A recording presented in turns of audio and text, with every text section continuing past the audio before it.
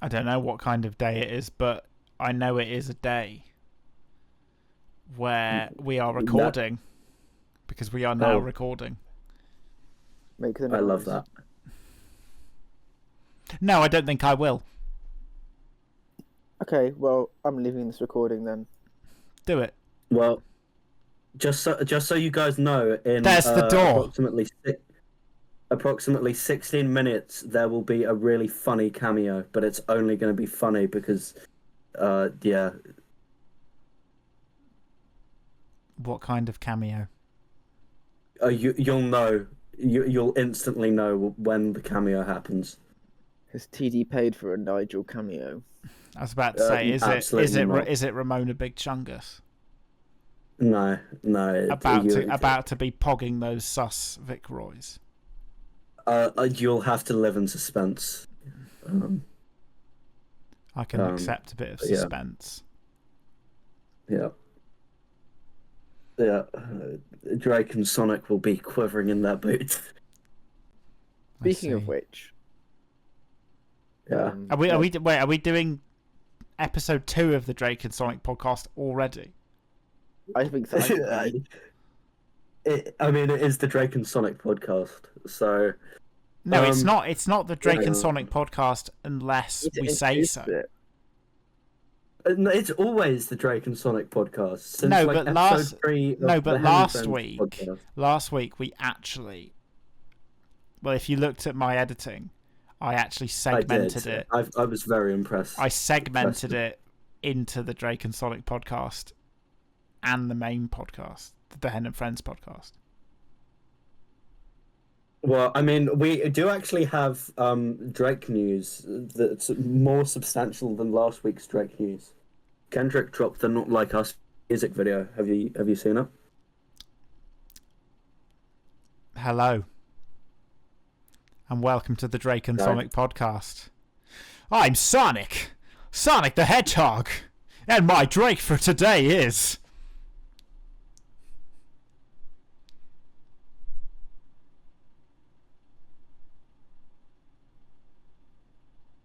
I guess like Drake in the Fousey Tube convention. No, it wasn't a convention. What was it?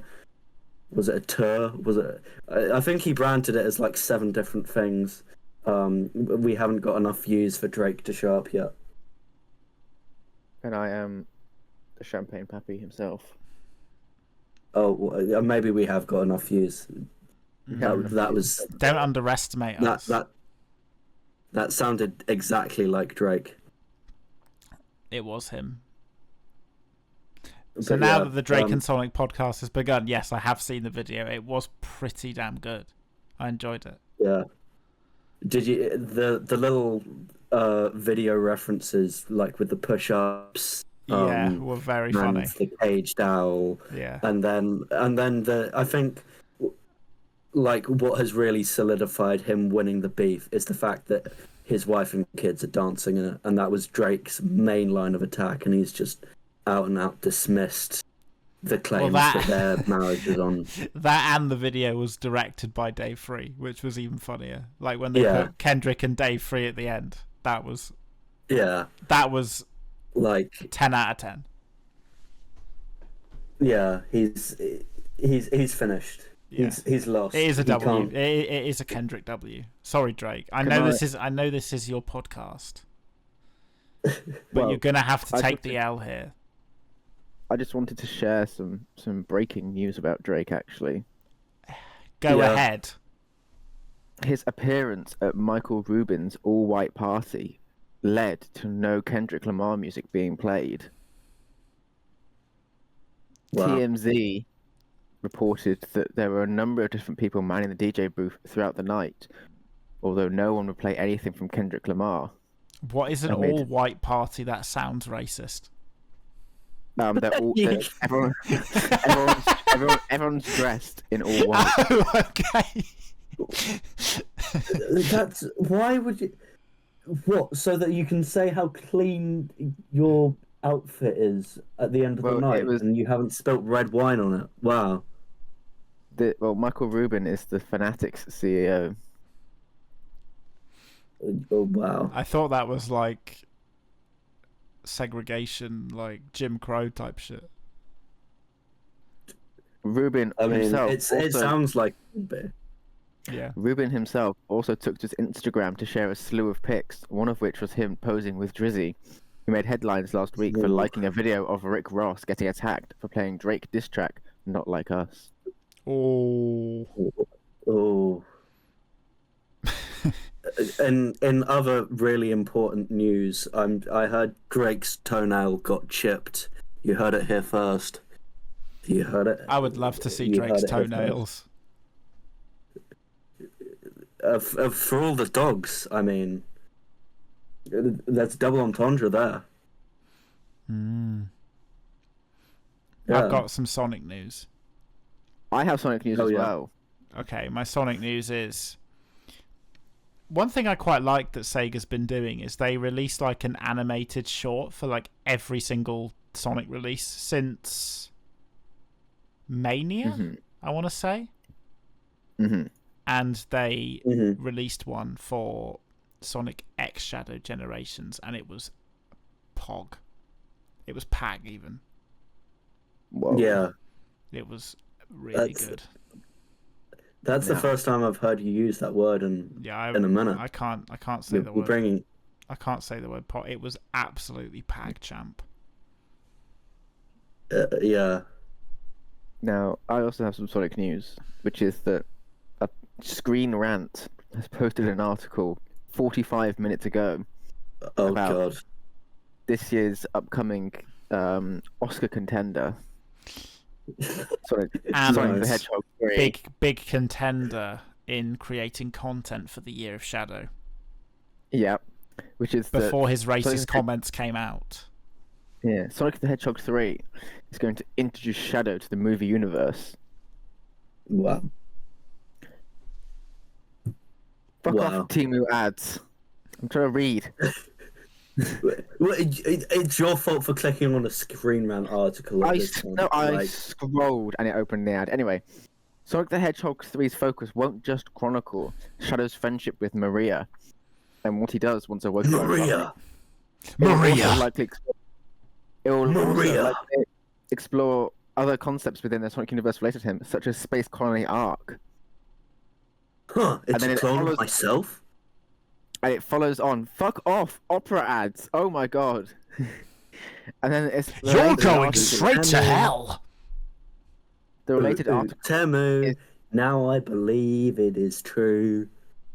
The related article is, I am not prepared for that Shadow scene in Sonic the Hedgehog 3.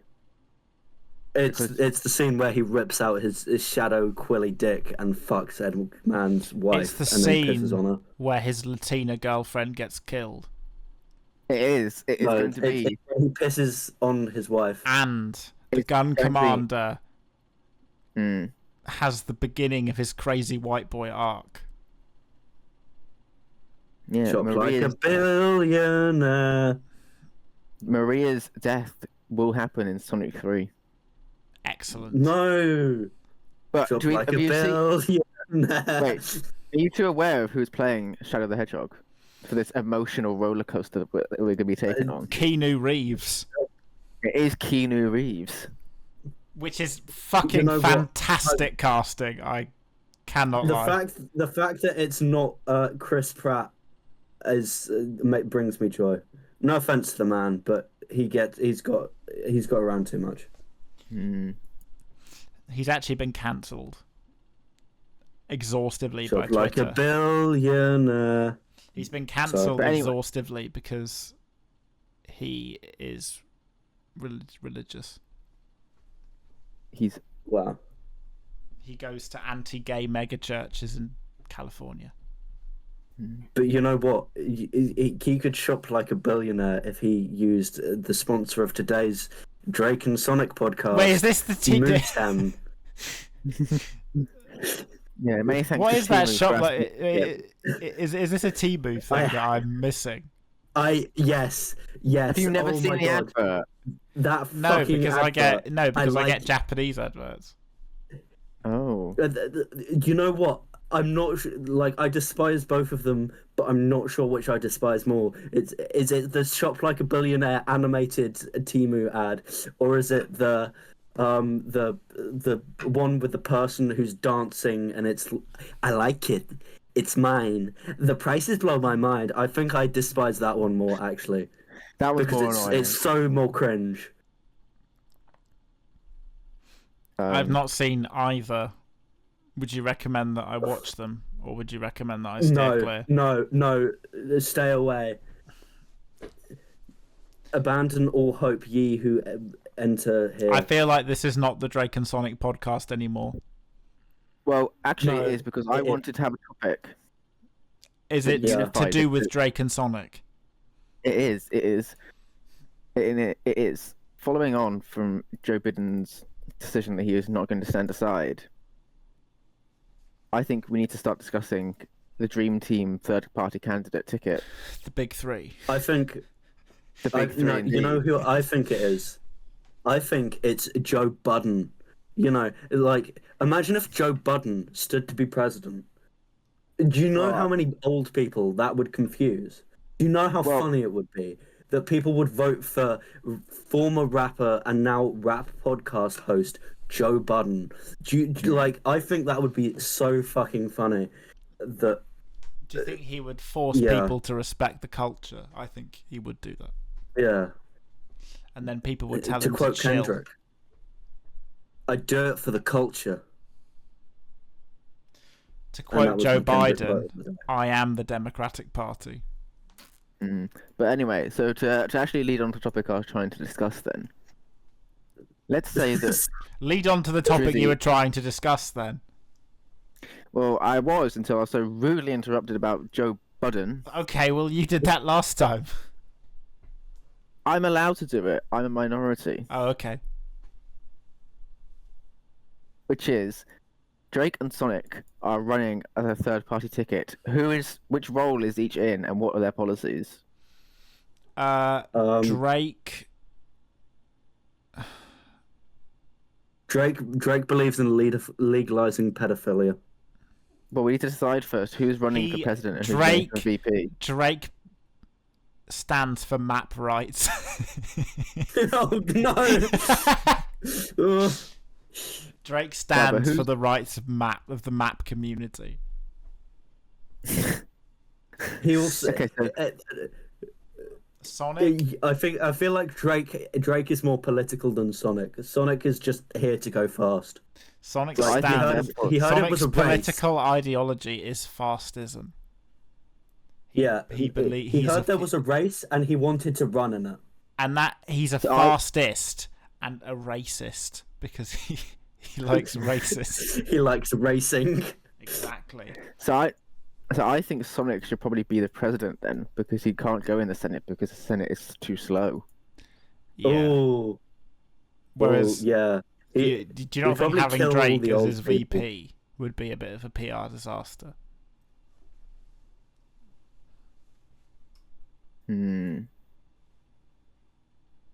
But then, so what kind of policies would Sonic introduce?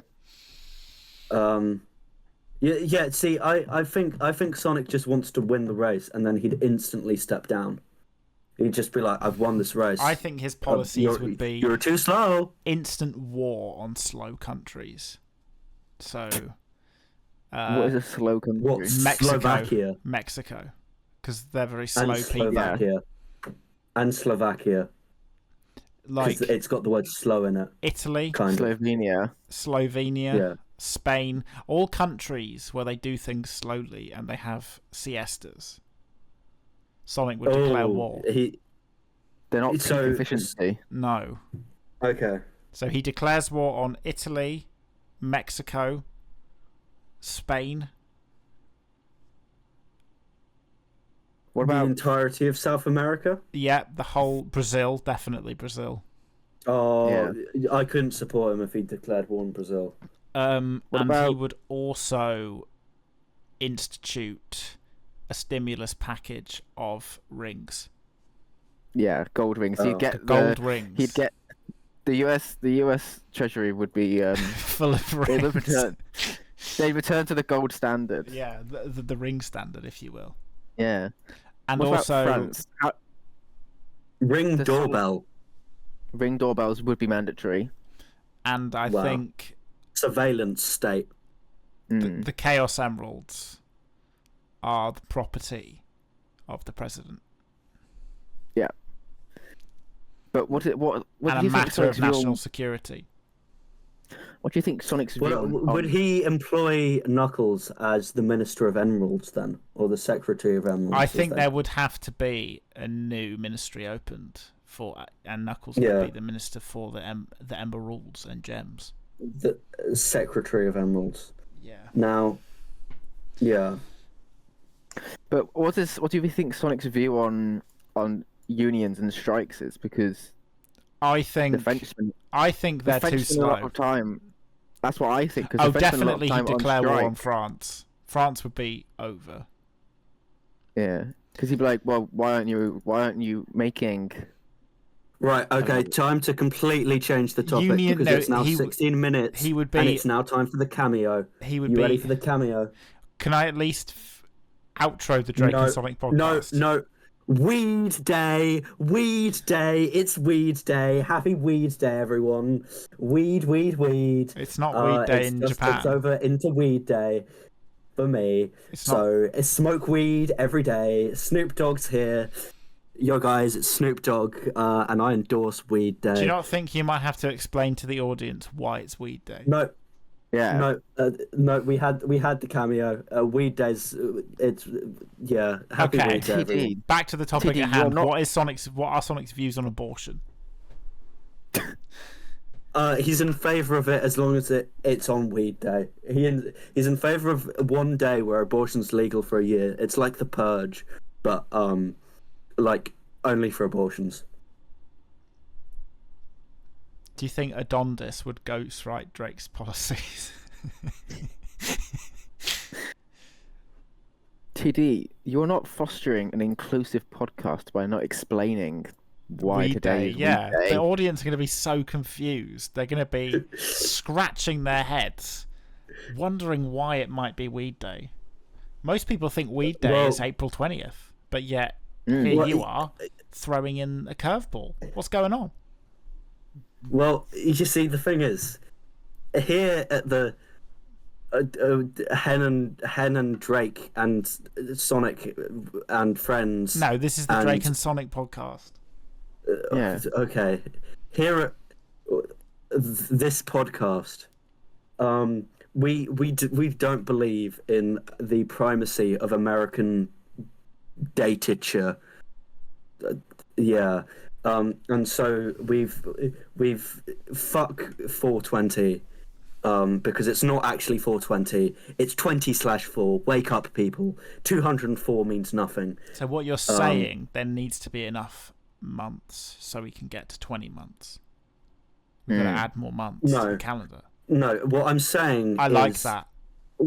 What I'm saying is, why does it have to be on 420 anyway? You know, do you celebrate the 6th of the 6th of September as like 69 day? No, you know, because it doesn't have to tie in to dates, and this is why we're breaking the stigma. We're breaking new territory.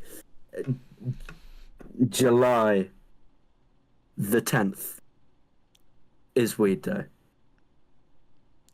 Problem is, yeah. if I was caught with weed in Japan, they would deport me.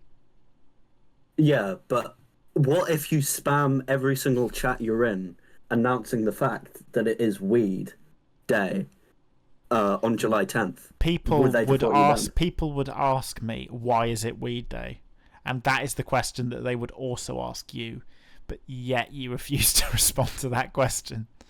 I've given my response to that question. But I've what talked about the made you? American date? But what made you choose It's like today? nomenclature. Yeah, but that is a non-answer. You're just saying, you're defining something by what it's not rather than what it is. Why is Well- today the correct Weed Day in your opinion? Exactly. Well, it's not in my opinion. We all know that it's fact. So No, back in you can't do this. You can't just say, "Oh, we all know this to be true." That sounds like populism. okay, well back in the aeons where, oh god, I'm not thinking straight enough to make this poetic. Okay, well, But back when, think gay, and then you'll be fine. Come on. What are you trying to say there, Christopher? Well, he said he wasn't are you thinking promoting straight. the gay agenda? He said he wasn't thinking straight, so there's only one conclusion you can draw from that. He thinks gay. Well, Mm. back in the aeons, where of legend, where we weren't having to meet up every week by recording a podcast in like thousands of miles, kilometers, whichever unit of measurement you're talking about, apart. There was once a man who inquired, "Why are you all together on after stalking the entirety of us and a few others' snap maps?" And it was then decided that made it Weed Day. And so it's Weed Day. Are we talking about the dominant bird? Yes. That's gonna have to be a domination. That's gonna have to be a censorship. You just name dropped No, someone. I said the dominant. No, I bird. think the bird of domination. The bird of domination. The avian, the bird of avian domination. dominator. Yeah. Yeah. Okay, that's fine then. Yeah. No name was dropped there. The censor sound is not going to come out this podcast, it seems. Yeah. Yeah. The bird of domination decided to inquire as to things, and he was the first person to ask, why is July 10th Weed Day? So maybe the answer is you should seek the bird of domination out, and he will tell you. Yeah. Understandable. And with that, we know not why it's Weed Day, but it is. and Happy with Weed that, Day, everyone. And with those inspiring words, thank you for listening to the Drake and Sonic podcast. I've been Sonic the Hedgehog. Do my Drakes have any words? Quack. I'm not Drake. I'm. Yeah. Oh. Thank you. Now it's time for the intermission. Oh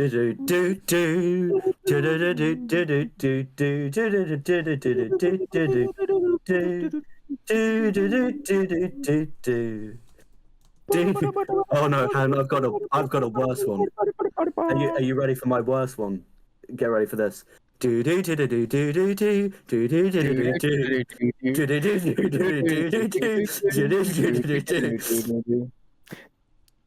I be everywhere, everybody know me. Super fresh with a dope styling. Honey on my wrist, couple carrots on my neck. Givenchy keep chickens in check. All these car keys driving chickens to my crib. Drew Hill got somebody sleeping on my bed. Weird. I'm so looking forward to give a bread. To re-inflicting the trauma of that noise in the club, on you. Battles on deck, and goddamn it, I'm feeling myself. What club banger? Look up in the mirror. Look at me. The mirror, like baby, you the shit. Goddamn it, you the shit. You the shit. Goddamn it, you the shit. I be everywhere, everybody know me. Catch me in the club, couple bottles on me. Okay, with that, the exhibition's over. I just love the line, feeling fucking lucky like the fucking Irish. I can see everything with my third iris. No, there's another really good line on William's verse. Iris. He says iris so weirdly to try and make it rhyme. And I don't Irish. give a fuck. That's my whole MO. Iris. No, there's a really good one. What was his fucking line? I need to look at the whole thing now. I've changed my surprise topic if we're getting to it halfway through the podcast. That's how unhinged I am. I quite today. like I tore the whole world like a dirty pirate. That's good. Right, And then there's it's- and then there's the reference from French Montana, no one's favorite rapper, to the ASAP Rocky song with Drake on it, and that links it back.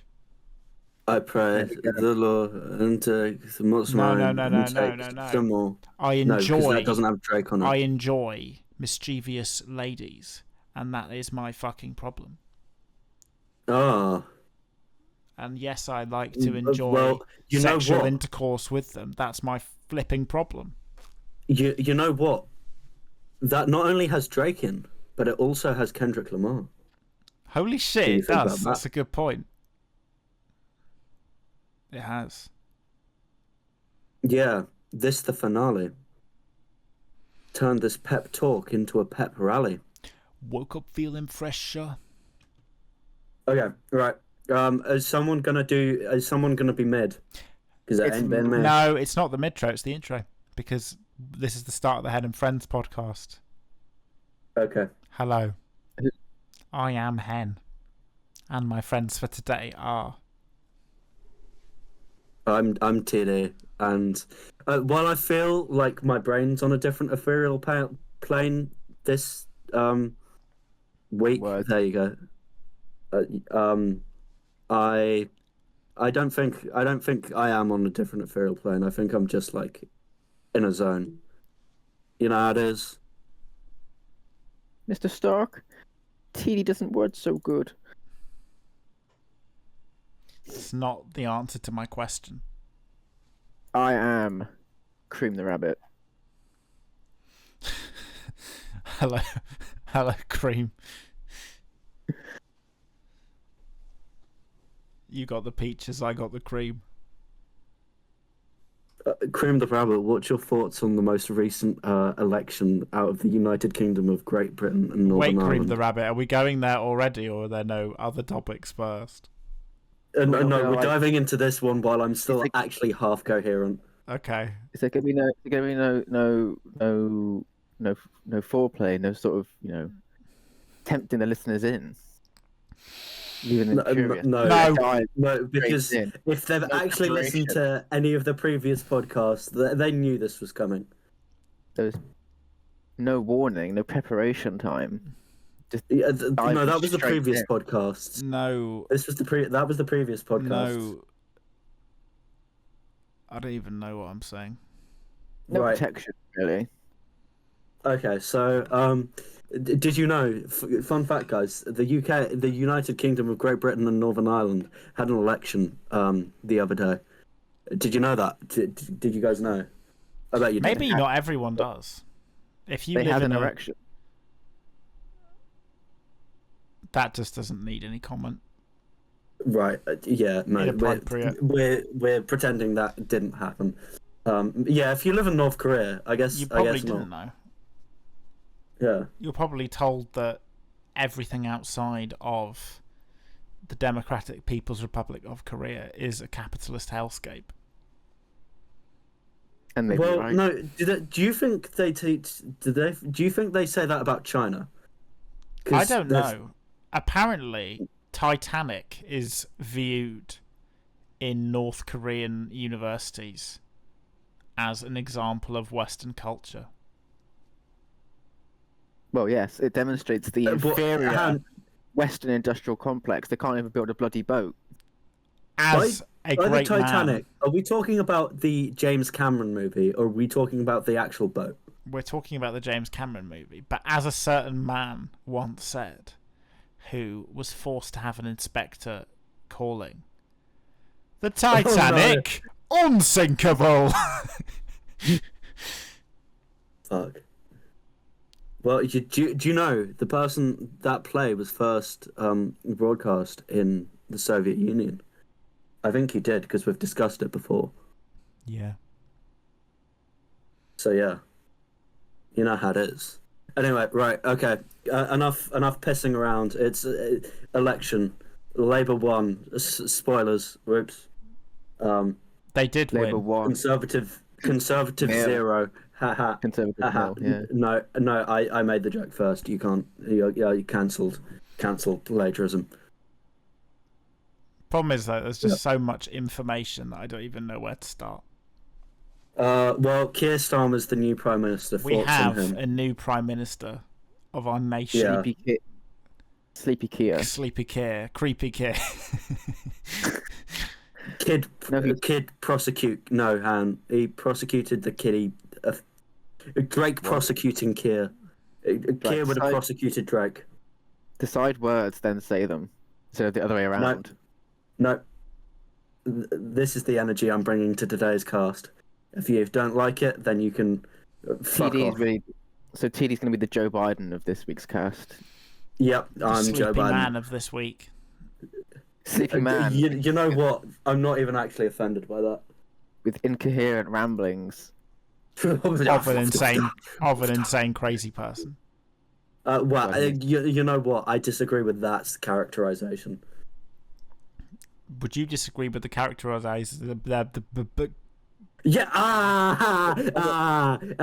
can't speak either, bitch. And it's. Would you agree with the characterization that you are black, white, all colours? What CD? Come on, Are man. you a poor kid? Are you a poor kid? Don't be racist. I mean, what is poor, and what is a kid? Am I a kid? I don't think I classify as a kid, but some people would still classify me as a kid. Am I poor? I don't know. What does being poor mean? Tune in for answers on next week's Drake and Sonic podcast. With language, use case is more important than definitions. Fight me. I think we need to ask Joe himself what did he mean by poor kids? Why are we talking about the US? This is the UK election segment. Okay. It's enough on Joe Biden. I'm bored with him. He's boring. Keir Starmer, thoughts. Go. I think that's how inspiring as a prime minister he is. He couldn't even generate one sentence between three people. Exactly. I mean, it's a step in the right direction. That's what I think. He is the John Major of the Labour Party. Right. He doesn't inspire very much. Well, he's the Rishi Sunak of the Labour Party. No, he's the John Major because he's fucking great at anything. Like he's the most boring politician. He's the he's the big left toe, or the left big toe of the Labour Party, because he's kind of there, and without him, it would probably be a bit of a mess. But at the same time, you don't think of him in a particularly fond light, and I'm sure there are more important parts of the body that could actually take over instead.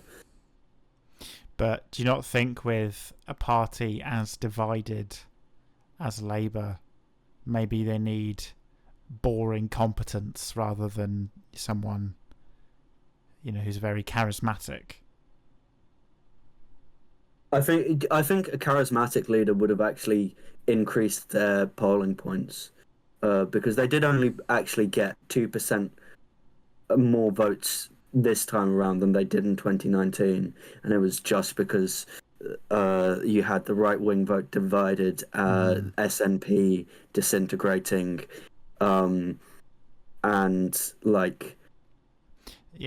few other things. It seems like nearly every factor was just in Labour's favour, apart from the actual state of the party themselves. That's how it seems to me. I mean, I will say that quite a few people didn't vote tactically because they knew that Labour was going to come in, so they voted for the Greens, and the Independents, and in some cases the Lib Dems that they feel more strongly about than Labour. Because they knew that it was just be like a signal to the Labour Party that you're in, but don't rest on your laurels type thing. Mm-hmm. Well, but at the same time, do I think go on, finish what that that's a huge factor in why they only got 2% higher than they did 5 years ago? No, I think it is how uninspired Starmer is, and I think it is just it's not. It doesn't feel hot, if that's the right word. It doesn't feel like we're angrily throwing out the Tories. It feels far more like we're just fed up with them and we're kicking them out. We're like throwing them out like trash. It doesn't feel like white hot rage like it did after the Partygate scandals happened and after like some of the other stuff was whatever. It does feel like genuine fed up disinterest that we voted them out. I think people are then fed again, up I'm with not even in the country. Yeah, I think people are fed up with all the shenanigans is the biggest thing from what I understand. Like the instability is what people were most, I suppose, drawn away from the party for. Yeah. But actually, that's a good place to... But that... Go on. As Clark, as someone who is actually in the country, would you agree with assessments? So you just doxed me, okay. Sorry, I've given away your location within the country of Great Britain and Northern Ireland. So what was the question? I wasn't listening. So we're like, we kind of think Labour won because they're fed up. The British people are fed up. Would you agree? I would say that if you look historically at British elections, it tends to be the case that the maximum a party can go on for is 3 terms. And at that point, you've been in power for so long, so much has gone wrong in that time. People are fed up. It's kind of irrelevant whether you're doing a good job or not. People will just want a change at that point. Mm-hmm. Even if it's from Tory to Labour or Labour to Tory, it's just the way it is. So it was kind of... Even if, as we saw, Labour literally did nothing the whole time, they were still going to win because people just didn't want a continuation of their current government. Mm-hmm. Yeah. But do you not think... well, I wonder if people are comfortable sharing where they voted, maybe we could like go from there. Or is that too personal? So some people are quite personal about their election choices. Is that where the both of you fall or not? I mean, I didn't vote for reform. I voted for the Shadow the Hedgehog party. Did you? What policies brought you to the Shadows party? Legalize guns. Awesome. I'm not going to say the other things. You know what? I didn't vote for the Conservatives either. No, okay. Let's play a game of what didn't. Have you ever played? Have you ever? Okay, let's play. I didn't vote for Count Binface. Oh, okay. He didn't have a member in my constituency, unfortunately. Well, no, he only ran in Rishi Sunak's constituency. Did you vote for the baked bean man? No. Well, Elmo. Nope. I'm not sure. I'm generally not sure if the Monster Raving Loony Party had a candidate in my constituency. I don't think they did. Binface has run for the Monster Raving Loony Party before, but I don't think he was running for them this time. Yeah, he runs as independents at the moment, doesn't he? Yeah, I think so. Yeah. Speaking of independents, Corbyn got back in. He kept his seat, which was quite interesting.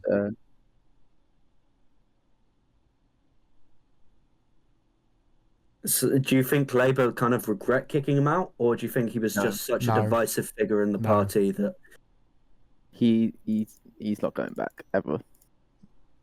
I think with the image that Starmer wants to cultivate, he's quite happy with getting rid of people like Corbyn, for better or for worse. I think he's. I'm going to be honest. I'm going to be the first one to stick my head above the parapet. I'm going to admit I voted for. This is a hint to everybody. The Knuckles the Echidna Party. I voted for. Did you also vote for Knuckles? Yeah. Yeah, I thought so. Knuckles. You know what? I didn't vote. My sister did. Okay. Did TD's sister vote for the Knuckles the Echidna Party? Or did they vote for Sonic the Hedgehog? Or did they vote for the Master Emerald? Or did they vote for Tails? What's yellow? Tails. Did you vote for Talus? What's a light blue? You know what? There isn't one. You know what? That's fine. My exact words to my sister were, vote whoever has the largest chance of getting the Tories out, brackets, not reform, obviously, brackets end. Well, that's an interesting observation there, TD, because I feel like in your constituency, if you wanted to get the Tories, there was no. My constituency was a close race between the Tories and Labour. Tories ended up winning. The Reform candidate came in. I'm not sure whether it was third or fourth, but probably third. Yeah. You know, a weird thing. It might have been third. Well, this is the really weird thing. I historically thought that the constituency that God, how do I say this without doxing myself? It was a true blue area. Well, put it this way: I historically thought... because you got like the borders of the constituency mixed up. Yes. Is this? I historically thought I was in one constituency, and I realised that I'm actually part of another one, and that no. What do you mean? There were boundary changes before this election. Right. Yeah, that's why. Due to the census. You were never incorrect. Oh, that's you were why. Just unaware. That's why I was confused. I didn't know that. Because it still said it was part of the other one on Wikipedia. That's why I was confused. Yeah. You forgot about the gerrymandering. I forgot about the steal. But that constituency that I am part of went Labour for the first time since the 1930s, which is very interesting. There've been some groans, put it that way. So did you? Now I have obviously revealed the fact that my sister voted on my behalf with proxy. Did you do proxy or did you do postal vote? I did proxy. You did proxy. My mother voted for me. So how does proxy work? How do you know that your nominee voted for who you said to vote for, or is it done on trust? It's done completely on trust. Completely on trust. Excellent. So, yeah, there's a reason I didn't nominate you.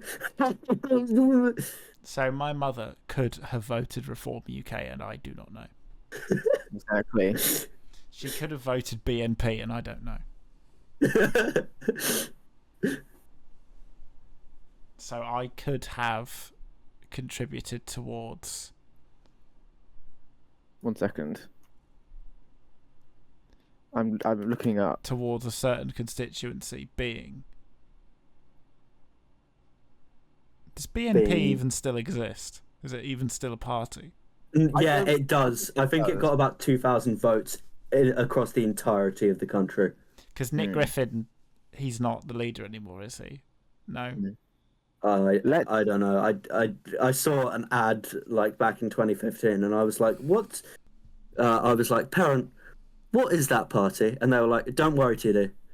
That party's a crazy party. They're never actually going to get into power, and they're not even going to have an MP." And my parents were right. Yeah. So from here, should we just like go on, Chris? It sounds like you have something to say. Yeah, for the purposes of this discussion, let's pretend that Silver the Hedgehog is light blue. Well, he kind of like when he does his psycho stuff, he goes a bit light blue. So Yeah, I was going to say has... Sonic Riders. No, you is voted it Sonic for Riders Silver. or was Sonic when they've got like their boards. Silver's board is light blue. Hidden political Sonic agenda. Riders? Yeah, Is it Sonic Riders? Yeah, it's Sonic Riders. Yeah, and he has light blue shoes on. I didn't Sorry, realize Silver was actually in Sonic Riders. He's an unlockable character. Mm. Oh, okay, that's why. Mm. Learn your lore.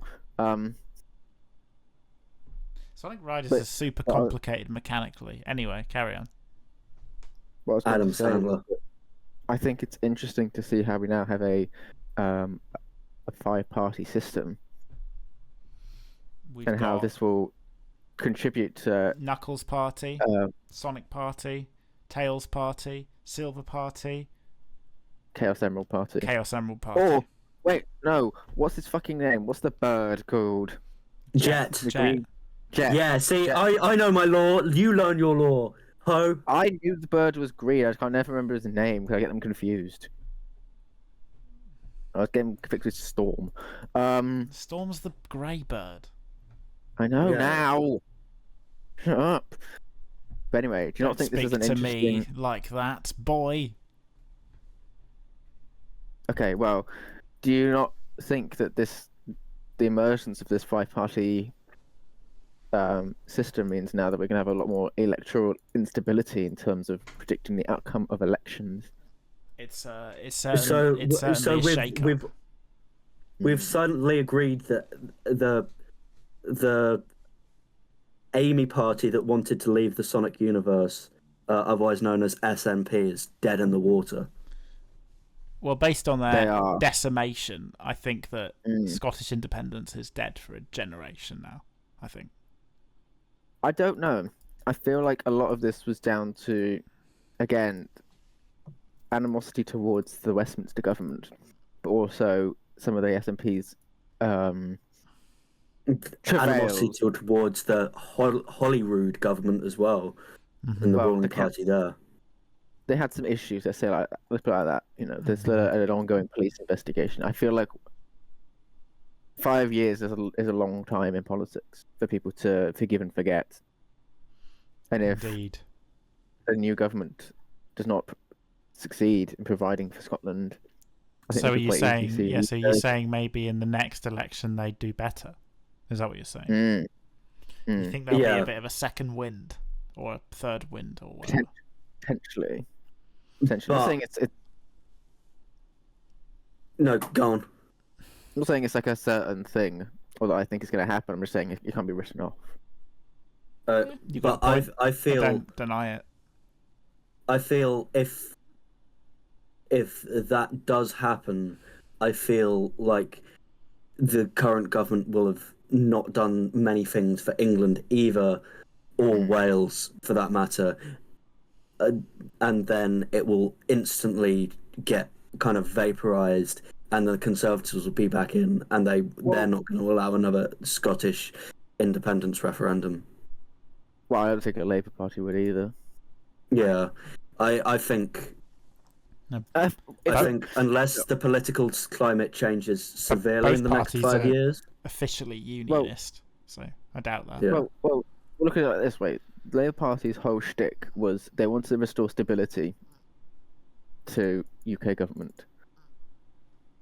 That doesn't go with an independence referendum. No.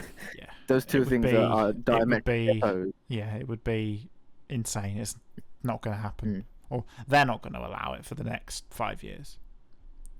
But and then the Tories wouldn't allow it if they swung back, and the only chance that I see it happening is if SNP gets lots of the votes in Scotland and Labour loses seats, and then to try and win seats back, Labour will be like, oh, we'll allow a thingamajig, but that would be an incredibly short-sighted goal.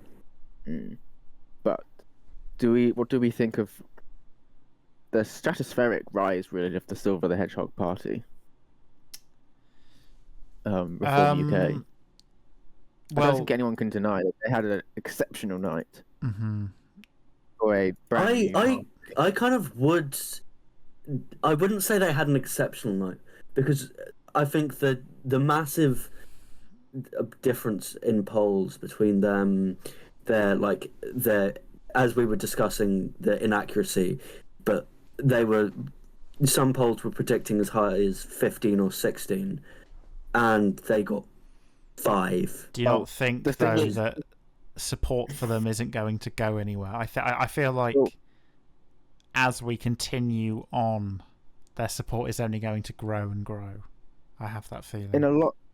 I think if you saw a lot of the results in northern seats, they came second by quite a considerable margin. I know they came second across 91 constituencies. Exactly, which is kind of, and it wasn't like, oh, they came second, but like the Labour Party was miles ahead. It was still relatively close.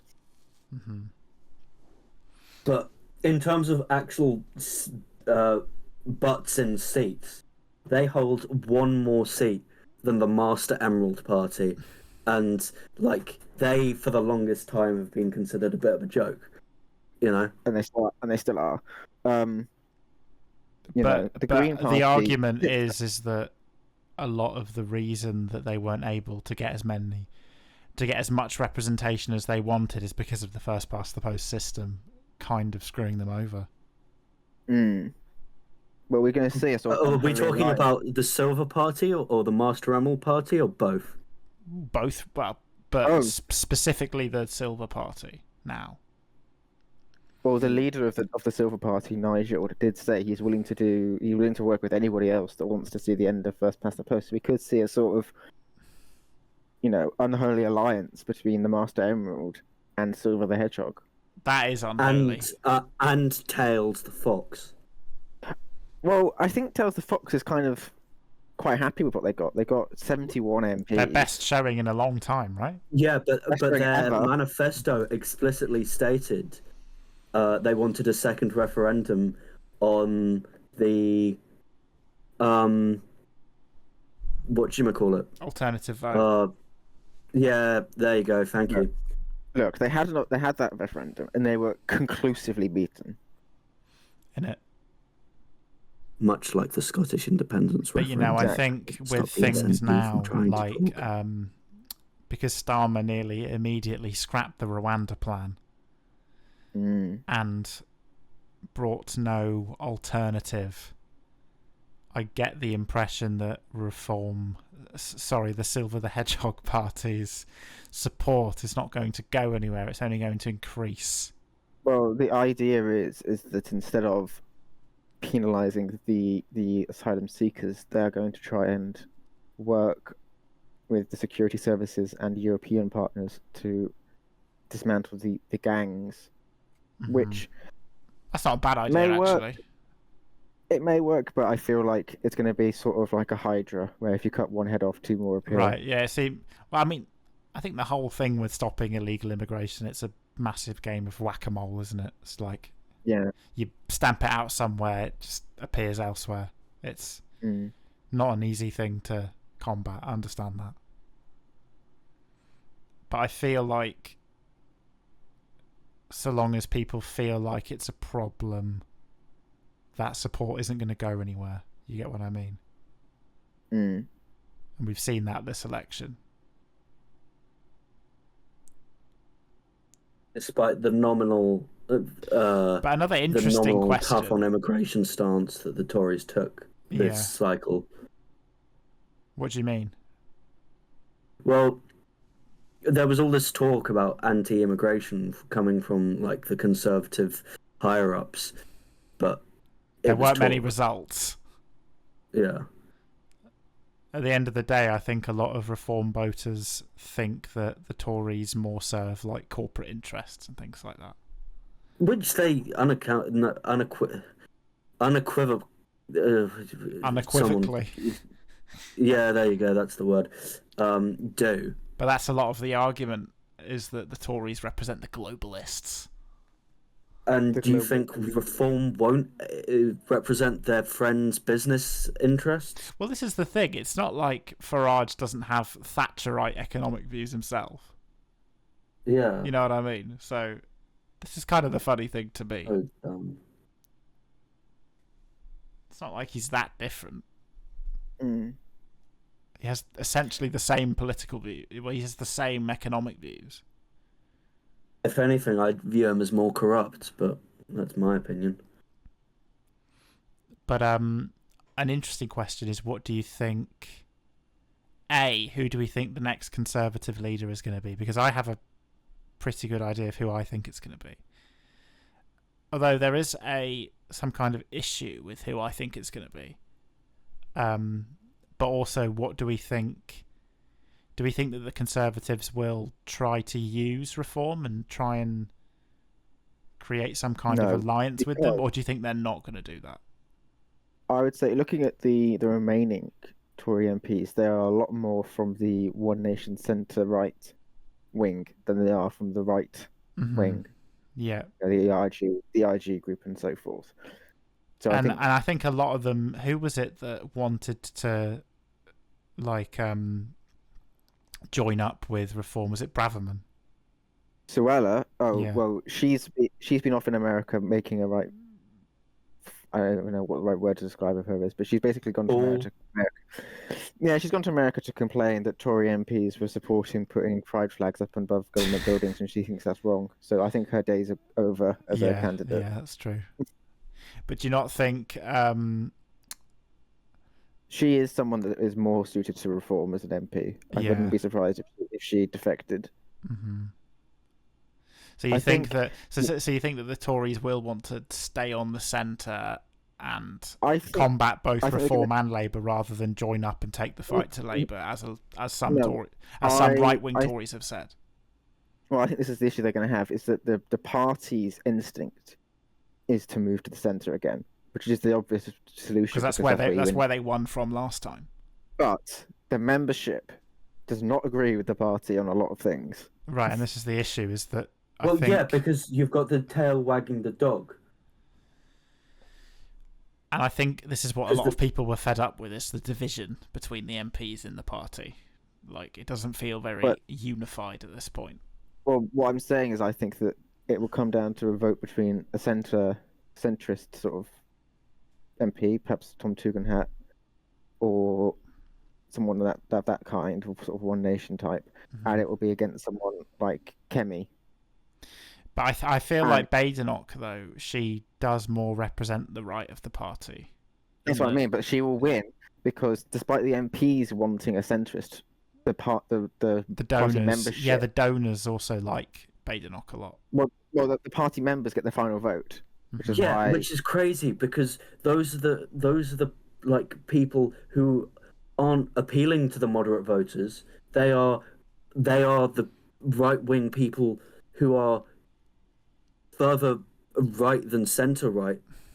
Well, that's the thing. In my opinion, Tory party membership is more right wing than the actual Tory party, which is how you ended up with Liz Truss over Rishi Sunak originally. Yeah, the party wanted Rishi from the outset, but the membership wanted Liz, so that's what they ended up with. I think they need to. Is it primaries in the UK? Is that what we call it? No, hustings. Yeah, but yeah, whatever it is, I think the Conservatives really need to relook at how they're assessing and doing that, because it gave them trust, and that was a shambles. That was actually embarrassing. Well, the issue is once you've given someone a vote and a right to have a say, it's quite difficult to take it off of them again without causing quite a bit of an upset. But I think this is part of what irritated people, is that people felt like Tory party internal conflict was more of a big deal than the country. And that's why Starmer's got this whole country first, party second kind of slogan that he's using at the moment. Yeah. Which, fair play to him. Yeah. I think that's a very clever manoeuvre. Yeah, and yeah, again, I'm feeling cautiously optimistic about the direction that Starmer's taking things. I'm not expecting too much on every issue. He is both a communist and a Tory in disguise, depending on who you ask. Exactly. So I'm hoping that maybe we get something in the middle of that. And he'll take things in kind of a decent Blairite direction, I guess, which could be worse. Here's a question for you both. What did you make of a couple of the new independent candidates that got in on a single issue? What, like Jeremy Corbyn? Meme. Funny, lol, funny. I'm funny. He is part of that group. There are about 5 of them that got in on single issue. It was just Gaza. Well, I mean, I wouldn't say Corbyn is part of a single issue or anything. I think it's because he is a part of this. There's 5 of them, 5 independents, and Corbyn and 4 others that campaign on Gaza together. He's described as comrades. The pro Gaza comrades. You know what? I kind of love it in a way because it's it's quite clever. He's being true to who he is. Well, I think the issue is that some of these people are not necessarily him, but some of these other people are questionable in their views. But one defeated the Shadow Paymaster General in Leicester, and then there were quite nasty, close elections in Birmingham as well, where it got quite vitriolic. Mm-hmm. I think that's the thing. It's like I suppose this is one area where the where Starmer has taken the Labour Party. He's had to rein in a lot of that side of the Labour Party, so these independents are taking advantage of these views that a certain section of the population have. It's very opportunistic. That's what I think. That's how I felt. I thought it was quite. It's honestly, it's quite gross to use this issue for your own gain, which is what really is happening here. Because these people completely. That's what I say. I'll be a voice for Gaza in Parliament. Well, you're okay, but you're not really going to achieve anything fundamentally. No, because there's not much. Relation that being in the UK Parliament has to Gaza ultimately. It's like the Green councillor in Leeds who said that this is a win for the people of Gaza. Right, you're in Leeds City Council. What exactly is that a win for? Exactly. In terms of... if you compare, if all 5 of them got elected, that would put them on par with Reform, and so all of Reform's talking points. You know, all of the imagined power that Reform, well, not power, but all of the imagined airtime that Reform will get, the comrades would get as well. No. How many actually got elected? This isn't an official group. These are just 5 independents that share a common cause. Well, but they are going to be working together. But to be fair, they're not an official party. To be fair, it's understandable though that there's a bit of a disconnect between on a purely strategic and geopolitical level. It is quite easy to understand why Western countries support Israel, right? But I think there is a bit of a disconnect where the Israelis are not that interested themselves in their public perception around the world. I think they just don't care. I feel like a lot of them have conceded the media to the pro-Palestinians a long time ago, so therefore they're almost surprised that public opinion is being turned against them. You know what I mean? I think that may be true of the government, but I don't think the people are unaware of it. No, but I think the government. But Western political opinion, is overall being turned quite hard against Israel since the things that have been going on. It's impossible to deny that. We have seen a sort of hardening of opinion. And I feel like Again. I do blame the Israeli government a bit for that, because they take this mentality that they don't give a shit about the things that are said about them in Western media. And I think that's part of the problem. That's part, that's part of the reason why you've got people calling Joe Biden Genocide Joe and things like that. Because enough with Joe Biden. We're not the Joe Biden podcast. Because there's this disconnect between the people. There's this disconnect between the Western support for Israel by the governments and quite negative public perception of Israel among the people because of the things that have gone on in Gaza. I think that's a problem.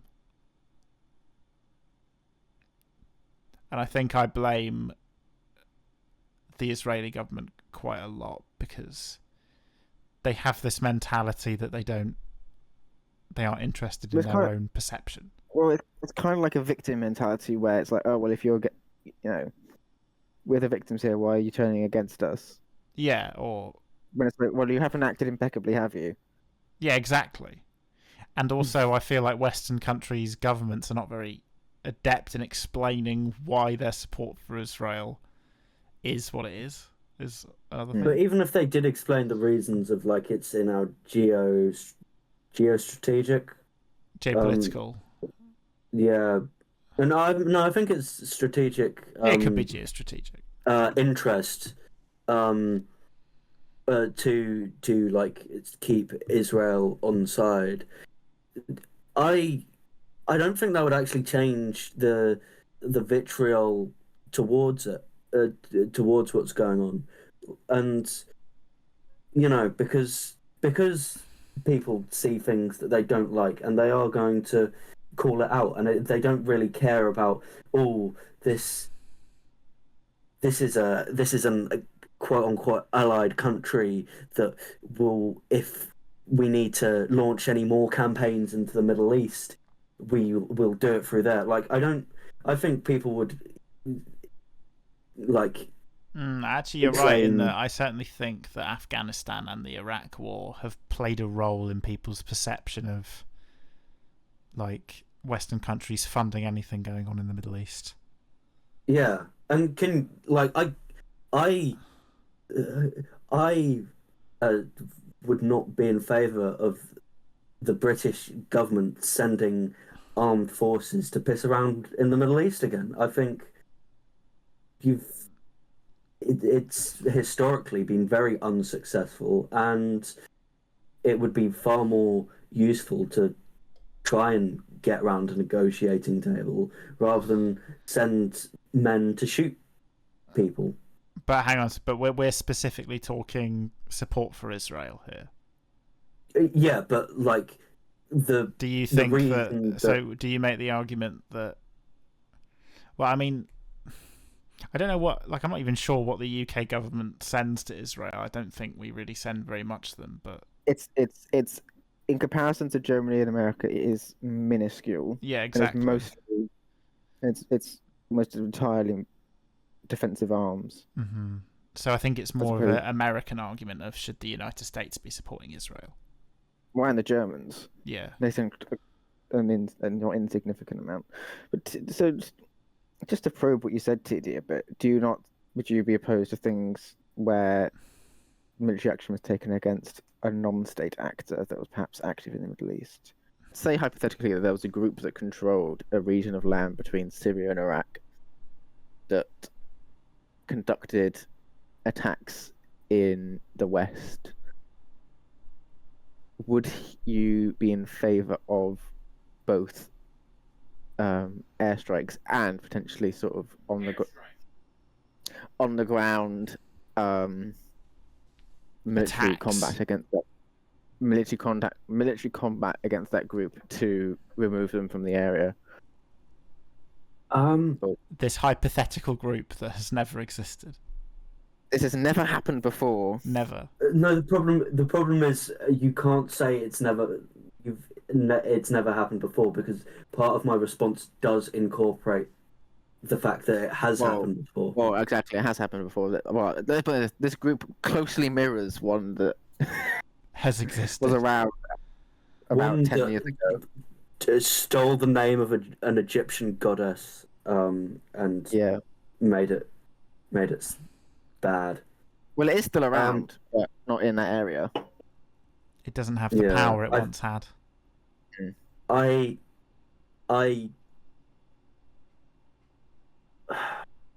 I wouldn't be in favor of sending troops because I think we'd just fuck everything up more. Like if it sprang up again tomorrow, like you'd have to historically be like, well, But this group You know. poses a material risk to your civilian populations. By planning and carrying out attacks in Western countries, for example. Yeah, so it's not like it's an isolated, they're Doing their it's just thing in that Italy. part of the world. Yeah. okay, so they're carrying out attacks on Yeah. the US, on the UK, on France, on Yeah, this group that I shall call Sisai. Osiris. Osiris. Osiris. I like that. Yeah. A Destiny Okay. reference. That's a game. But let's say that they have harmed civilians in the West. Would you then be supportive, or is this a sort of a blanket thing where you just think it does more harm than good? Well, I think it would just be like, as you said earlier about like gangs and stuff like that. It would just be playing whack-a-mole, and I don't like justifying the expenditure of money to play whack-a-mole. So you think just because it might pop back up, there's no point in trying to take it out to get rid of that immediate risk to the civilian population? Well, no, because you get rid of it for what, 5 years, because they got rid of it, and then they flew out, and then it has like another one sprang up, and then they got rid of that, and then they flew out again, and we're saying another one's going to spring up again, like how? I mean, I get your point, but Yeah, I think but I feel like if you left them be, would they not just grow stronger over time to a point where they actually started to effectively function as a State. country? Yeah. So it's like, yeah, start like destroying countries around them. like if you whack them, yeah, As was a yeah, very they come real back threat. again, but if you keep whacking them, yeah, they come back again. But if they keep coming back weaker, it sort of resets that clock. Yeah. I think it's for people smarter or people more well researched than me to figure out. I think, but I I personally think we should be having these conversations. Why not? Yeah, well, yeah. I'm not saying we shouldn't have this conversation. I'm saying I would want to do more research into it before definitively speaking on the matter. But I as a present day civilian, if I heard Osiris had sprung up, I wouldn't be as ecstatic to learn that we What would then if be shipping Osiris troops out declared to the Middle war East on the again. infidels? what if he declared What, war? like What if they every Osiris-based organization has ever since it sprang up. But what if this Osiris group declared war on Brazil? Well, That's a step they too would far. be going. They would be Nuke 'em. going. The zero state solution. They would be fighting Biggie Cheese, and I don't think they'd win that battle. Okay. You know, A lot of things that threaten the West come out of the Middle East, which is why the West is there a lot.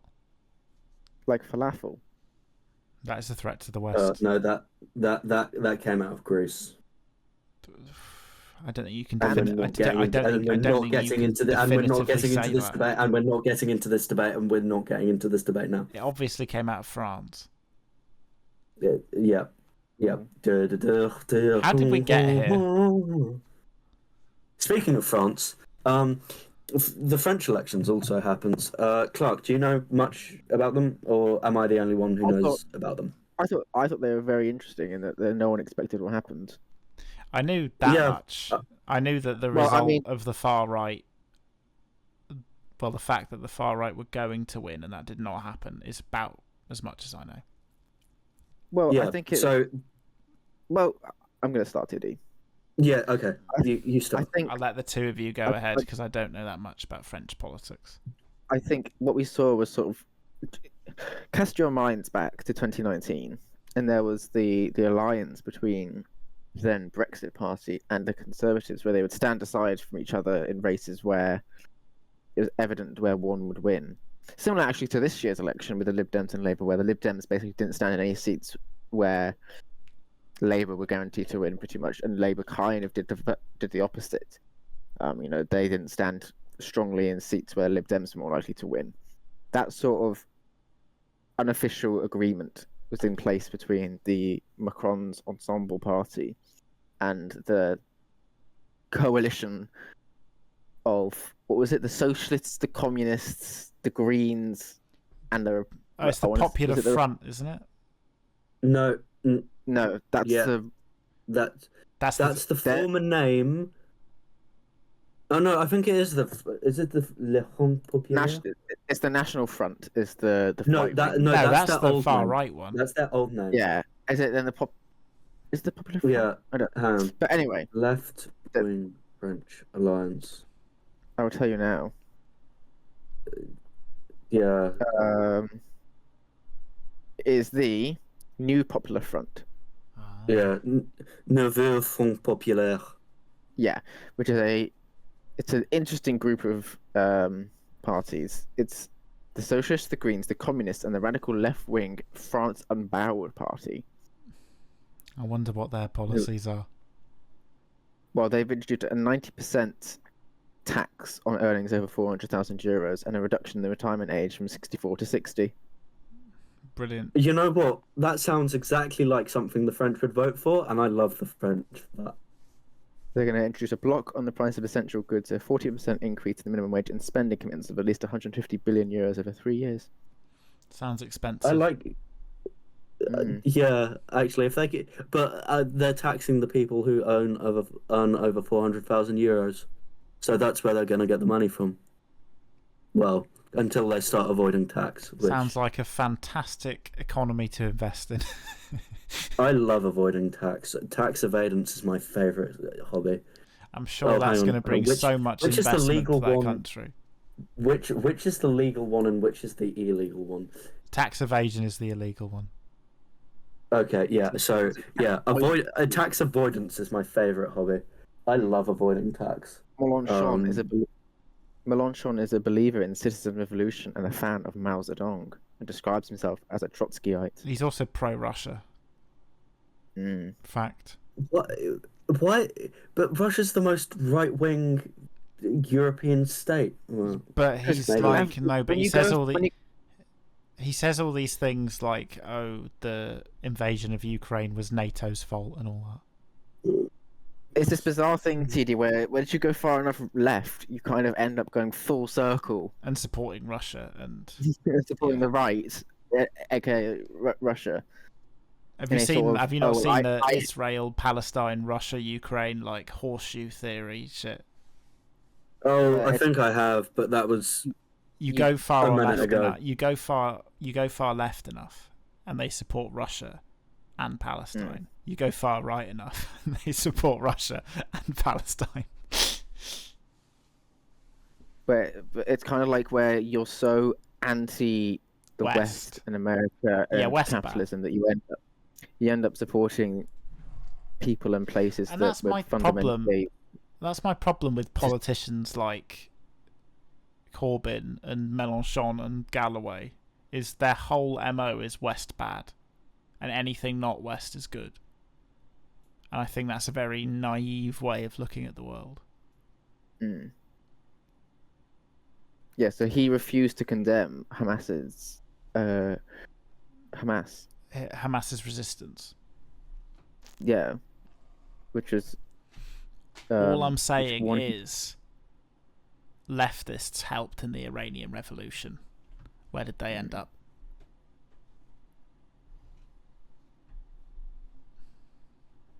They didn't stick around. They didn't stick around for long. Iran's got a election coming up soon, hasn't it? They've had an election. They've got a new president. They have a reformist. Was it what, the reformist guy? It was. Indeed. Oh. But what's quite bizarre about Iranian politics is that the sort of clerics set policy. Yeah. And also every single candidate has to be approved by the kind of Islamic clerics. Ayatollahs. Yeah. Yeah. No, there's only one Ayatollah, but there's like a defense of the revolution kind of council thing. Yeah. And every candidate has to be approved by that. And they determine policy. Yeah. So the president in Iran doesn't have that much power. Mm. But I mean, maybe Iran will be like more West friendly. No. Because well, I mean, nominally more West friendly. Basically, it's a complete sham democracy, essentially. Yeah, they can vote. It's effectively like if we couldn't vote for the prime minister, but could vote for the king instead. Yeah, it would be like if Charles dictated policy. But we could still vote for the prime minister. But we could still vote for Nigel Farage. Mm. Well,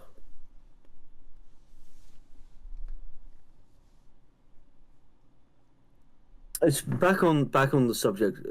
I'm assuming we're happy with the French election. Well, we didn't actually discuss what happened, which is that the far right was supposed to win this election after winning the first round conclusively, but this agreement between the left-wing parties and the Macron centrists meant that nobody has the majority. Yeah, there's a 10-seat difference between the leftists and Macron, and then the right is behind. Yeah, no one knows who's going to be in charge. There's going to have to be some sort of agreement put in place between the centre and the left, or the centre and the right, or the centre will try and get soft right and soft left to come together. But no one knows, and it's the French, so it won't last that long anyway. No. So the assembly cannot actually be dismissed for another year now. So whatever situation they're in.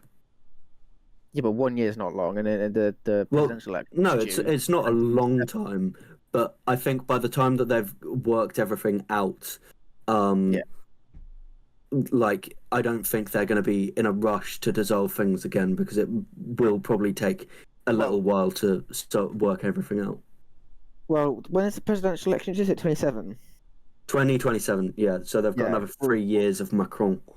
And then he can't run again because they have a 2-term limit. That's quite interesting, because one of the few things that I do know about French politics is how the president is very separate from the rest of the political process. He determines the prime minister as well. Yeah. But that's quite a recent thing in French politics. It only happened with de Gaulle. The Fifth Republic. The Fifth Republic, yeah. Yep. As far as I'm aware. And that's quite an interesting, bizarre system that they have going on. But Macron has refused to accept the resignation of the current prime minister because he still wants the ability for a government to be run while the coalitions sort their shit out between them, which I think is interesting. Very interesting. Again, I'm just not very knowledgeable about French politics, so I can't really comment on much. The problems that the Belgians have with no government formation. Belgium is just a mess of a country, let's be honest. In terms of their governance and the disconnect between the two regions. I quote Nigel Farage, Belgium is not a nation. He did say that. It's his least That's his least insane take, though, isn't it? No, it's actually one of his more hinged takes. I won't lie. Where it's like it does operate kind of as two states that are forced to work together. Makes no sense. We don't like you, and you don't like us. But we have. But at the same time, then they can't be bothered to do things. And I know you use the example of the EU just sitting around, the people waiting around and waiting for the EU to fix their problems. I think Belgium is the main country you could make that an argument for, because they are the EU headquarters. Yeah, it's the centre of the empire. That communist empire. Anyone ever get that video on their recommended like 6 times Nigel Farage called the EU communist? Oh god. I can't believe he's an actual real life MP. He got what he wanted on his Christmas wish list. What? Big Chungus. To actually be a real MP. Big Chungus in Verdansk. Daddy, I think that I don't want to be an MEP. I want to be a real MP. right, but I want to be a real MP. Right, but Nigel exists as an anti-establishment figure. Now he is part of No, the he establishment. exists as a twat. No, but his whole premise is that he is an Is being anti-establishment. a twat. Regardless of your feelings on the person. No, it's not Let feelings. Chris. It's facts. Let Chris. He is a twat. Well, plenty of people in the And did town... you just government name drop me again? I didn't government name drop you. No. No. Oh, okay. Did I? No, I was talking to Clark. Oh. No, I didn't. Okay. Plenty okay. of people in the great town of Clacton would disagree. Well, yeah. Or They would... calling Clacton a great town as a... Well, as they a... would think that he's their saviour anyway. I mean, I have friends in Clacton, and they were very much fed up. But anyone who would be friends with you, TD, is not the demographic that would support Nigel Farage. Anyone that's friends with UTD is basically a Leninist. Exactly. Oh, yeah. Now let Chris say what he wanted to say. Yeah. Which is that Nigel's whole shtick, regardless of your opinion on him, is that he's an anti-establishment. It's not an opinion. It is an opinion, TD. 4 million No, people it's not. voted He for is him. a twat. Well, Right. if that it's a aside. fact that he's a twat, then the many people in the UK that voted Reform UK would be like, oh, I'm voting for him because he's a twat. Yes, exactly. That's their exact reasoning. I think they voted for him because he positions himself as an anti-establishment figure, and they view the establishment as ineffective. Exactly. That's solving their issue. But well, my point being is that now that he's a member of the establishment, that argument may be harder to make. But I think Yeah. he's doing a similar thing to Trump, where he's like anti-establishment, but he's taking on the establishment and he's winning over the establishment. You know, Potentially, I think it depends really on the outcome of how Reform interacts with the Tories. which will be very interesting and to how see. Labour tackled immigration. Yes, exactly. Which I don't feel like they'll do much. That's my prediction. They've got 5 years. We'll see. I am not confident much will happen. That's just my prediction. Well, you look, know, I think anybody with any sort of sense of politics would have seen this election result and known that immigration is the issue, really, yeah, that will be on the ticket next time round. And definitely. they'd be foolish Well, not trying and head off this issue I wonder, ASAP. do I that sound... is assuming. One that, second. that Do I is sound any assuming quieter that than I no- did before? Because I just accidentally No. turned a knob on my audio No. interface. No. Before we No, that continue, is assuming- let me just check that I'm peaking. Yeah, okay. Okay. Go on, Chris. Carry on with what you wanted to say. TD was talking. Oh, No, that is assuming that no bigger topic comes up in the next 5 years, which I think there's a Gaza. chance that a bigger topic will come up in the next 5 years. I don't think so. Well, no, because when Donald gets in, everyone's scared of him, so nothing ever goes wrong. Oh God. Yeah. And Ukraine also- wouldn't have been invaded. And also, he's going to stop all of the killers doing The steal. illegal abortions in the southern border. He's going to stop the steal. He's gonna stop the post-birth He's going to stop the abortions. steal, and he's going to stop the killers that they're giving Medicare to. Yeah. Yeah. Right, enough with American. Look, enough with American politics. Stop talking about it. This entire pod has been a mess. Yeah, and I love it. But I think that people are only going to feel more and more galvanized about the immigration issue, and I think it's not going to go anywhere. And the fact is because it's a very complicated issue with lots of factors sort of contributing to why it is the way it is. I don't and a whole see spectrum of opinions exactly to go along with those. I don't see an incumbent Labour government taking a hard line on immigration, because I think it would be quite dangerous for their support. But I think they would be foolish not to. Because if you can find the balance, you can head off this reform populist view of immigration whilst also not alienating your base. But yes, you might lose some of the progressives on the very, the I don't believe in borders people. But I suppose Starmer's trying to cleanse those people out of the party anyway. But is that a loss? Yeah. Probably not for Starmer. I mean, do you think that, let's say the cost of living goes back down, and all the things that people have been complaining about, well, I'm assuming they're still complaining. I'm saying this having not actually heard people complain about the cost of living, but last time I checked, the bills were still incredibly high.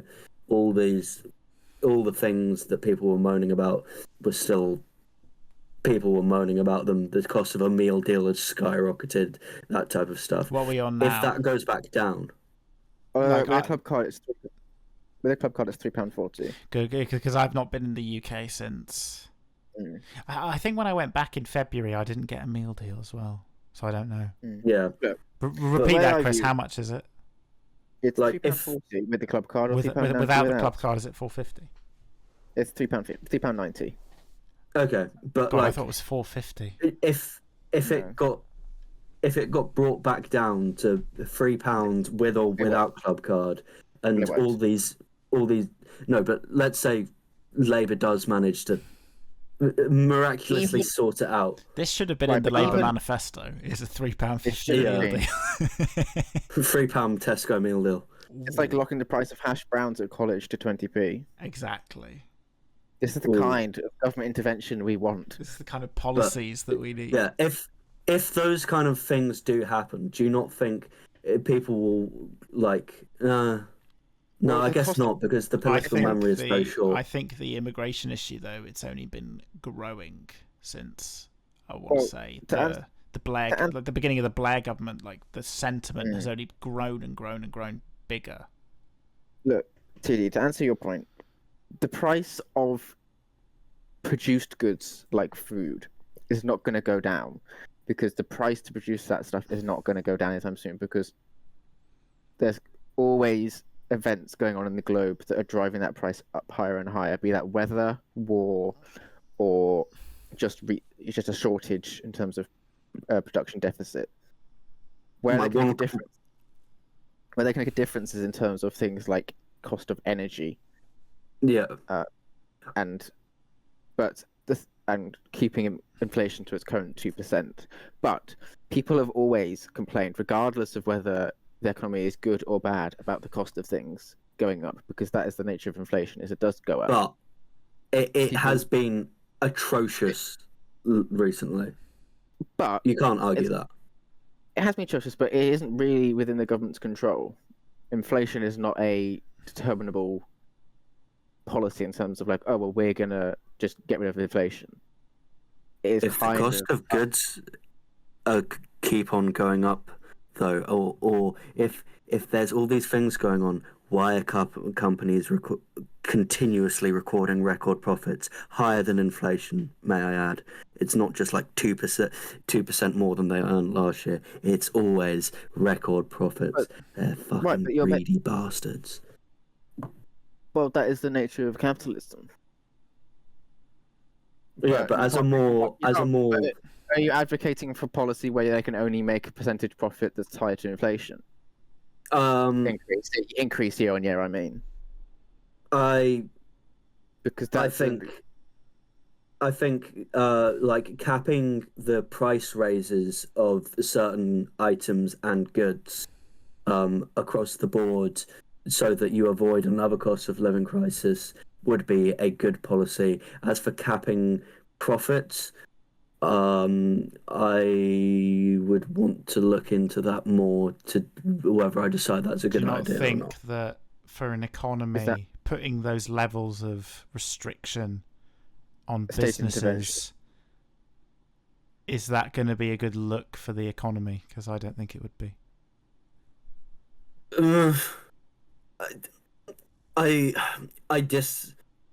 There's a lot of. It's the easiest solution that I can think of because it shouldn't be that companies are making record profits every year, and the way that they're doing it is by hiking prices up by way more than inflation, just to like drive the profit margins up and stuff like that. I think that needs to be tackled by someone somehow, and I think the easiest solution to that is by limiting how much companies can put prices up. Obviously, if there's extenuating circumstances, there's extenuating circumstances, but you can't keep on saying there's a war in Russia versus Ukraine. That's been going on 2 years now. Like the price should have stabilized by now. Like, people aren't stupid. Like petrol, yes, you've got the whole regulatory international board that mucks around with the prices of that. So yeah, you can have more leeway with that. But like essential goods, food, like the toiletries, those type of things, like that clearly needs more regulation than it has been getting for the past few years.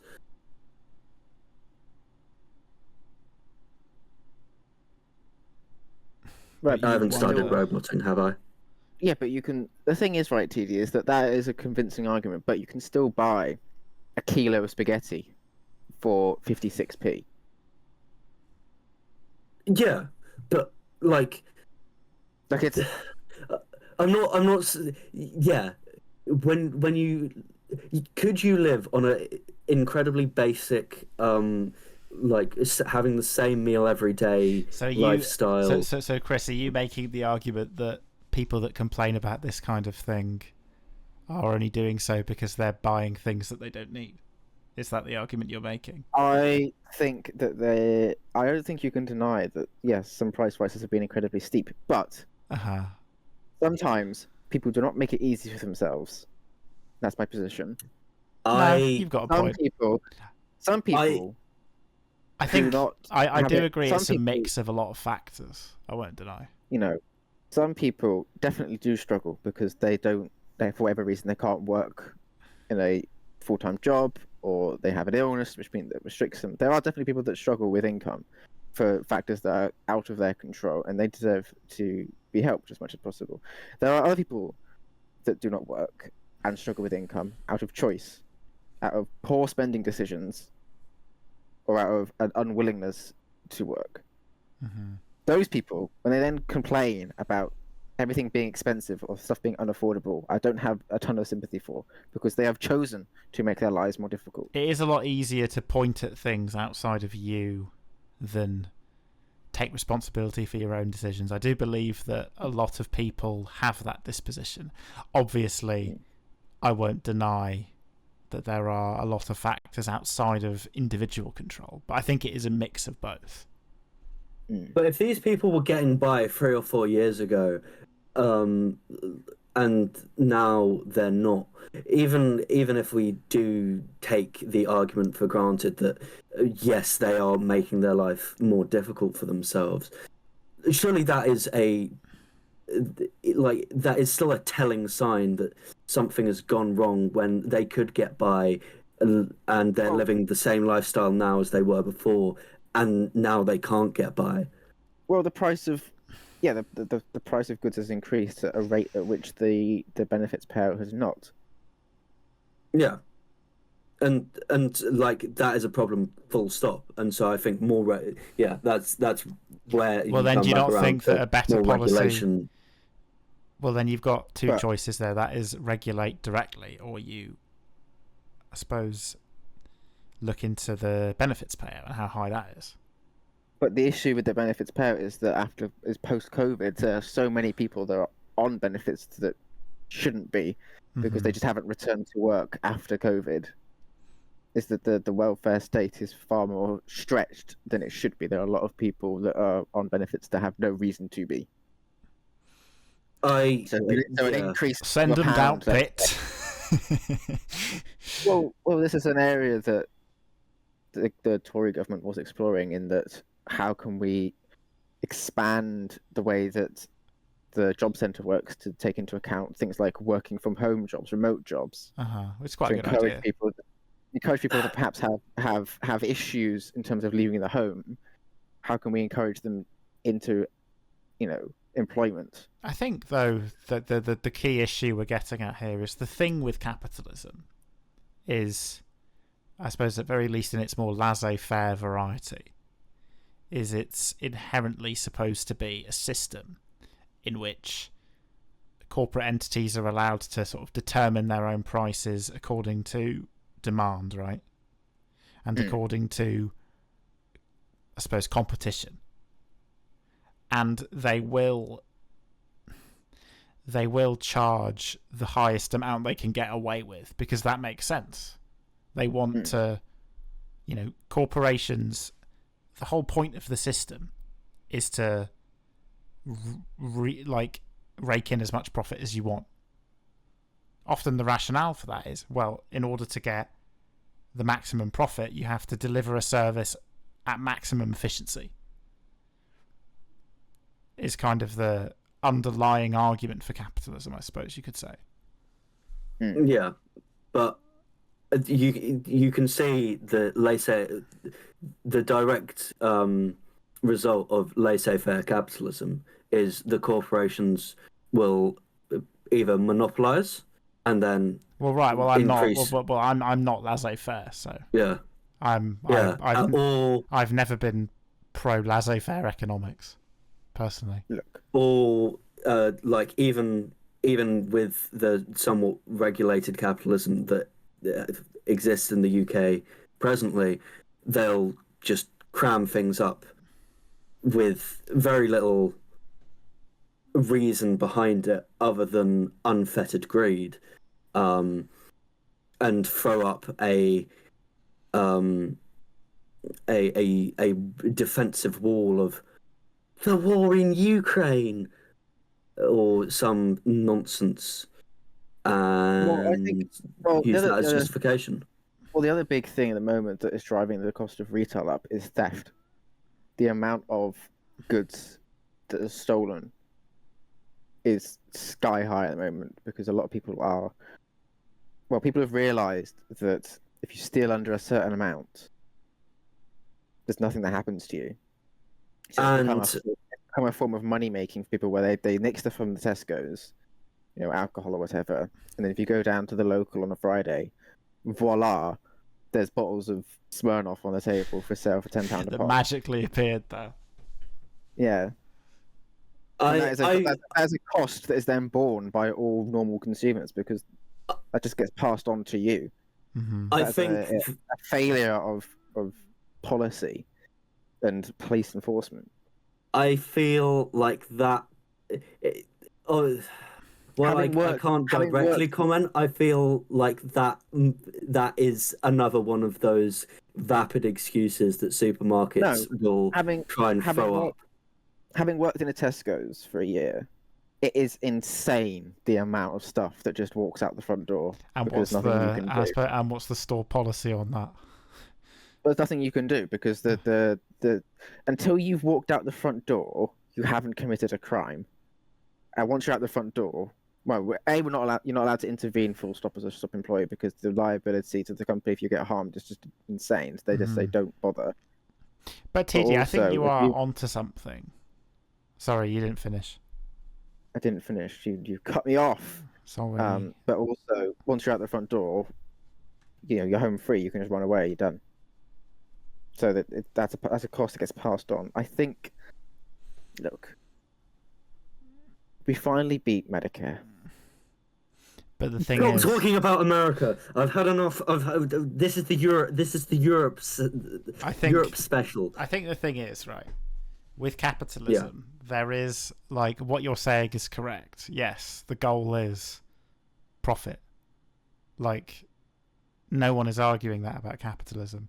So I think that in terms of how you can best make capitalism serve humanity, it's about getting the right balance of regulation. It's about smart regulation that's not overly intrusive to the forces of capitalism in creating an inclusive economy, I think. So And I think I think those regulations have to make sense. They have to be sensible. And I think you've the got to Tories Go on. over the last 15 years, between austerity early on in their thing and then just their consistent lack of their regulation towards companies. Well, right, yeah, and this is why I'm not a Thatcherite, neoliberal in terms of my economic views for that reason. I do believe that capitalism requires regulation to best serve humanity, but it's got to be smart regulation. It's got to be done in a way where it's not too intrusive to the forces of competition. That's how I feel. And I think there was a role for the welfare state in ensuring that people that are getting left behind are not. Well, right, because the thing is, here's how I see it. Are you going to interrupt me again? No, go on. Thank you. Which is that, but sometimes people want the iPad, but really they can only afford the Toshiba Handybook. You are just Eric Cartman. You are just Eric Cartman. I swear to God. And they you are just Eric Cartman. Sometimes they should choose the Toshiba Handybook rather than the iPad, because otherwise you end up with nothing. Are you sure you're just Eric? Are you sure you're not Eric? I've forgotten what my point is now.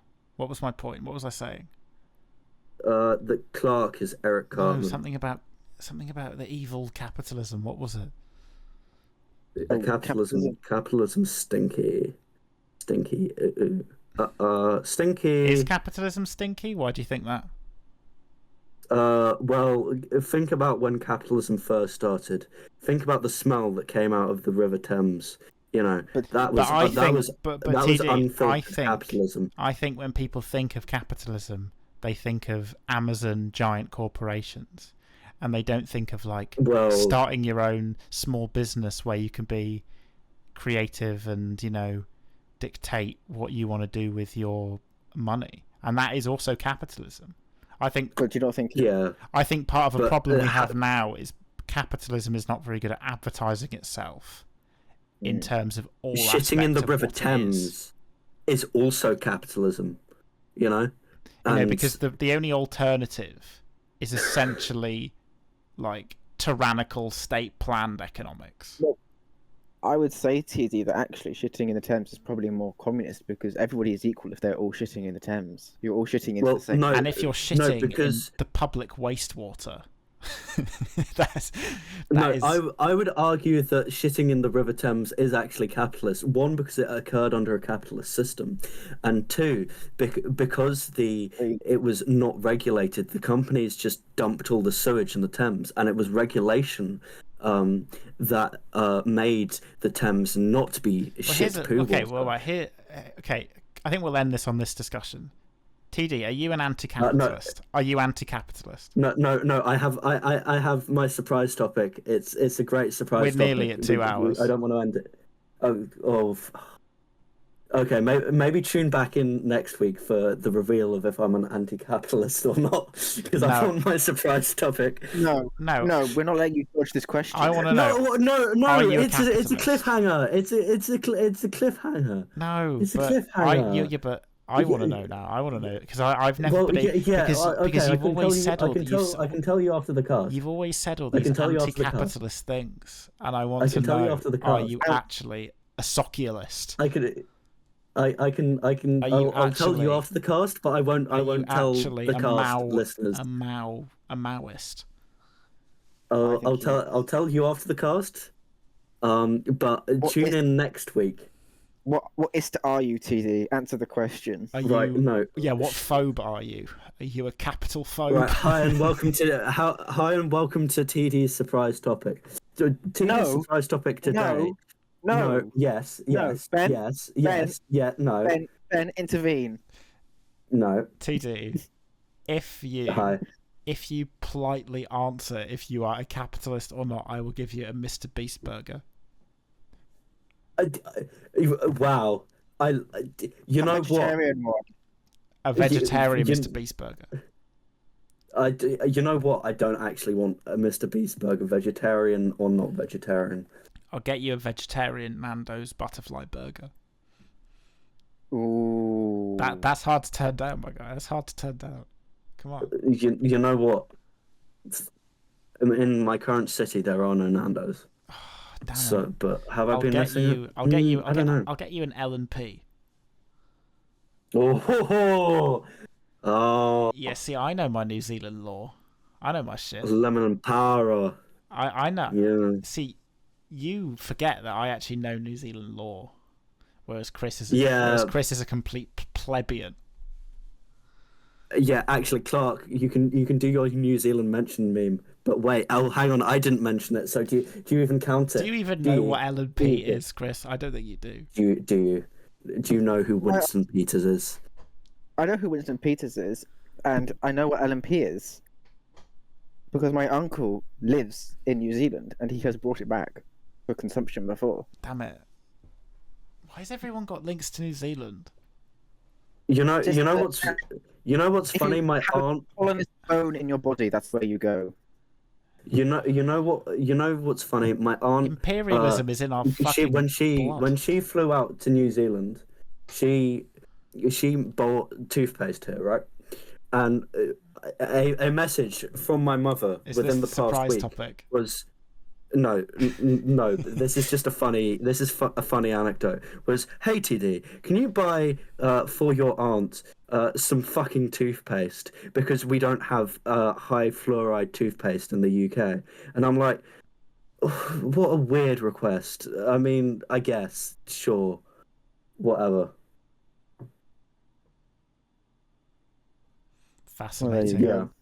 Now, are you going to tell us? Now, are you going to tell us if you're a capitalist or not?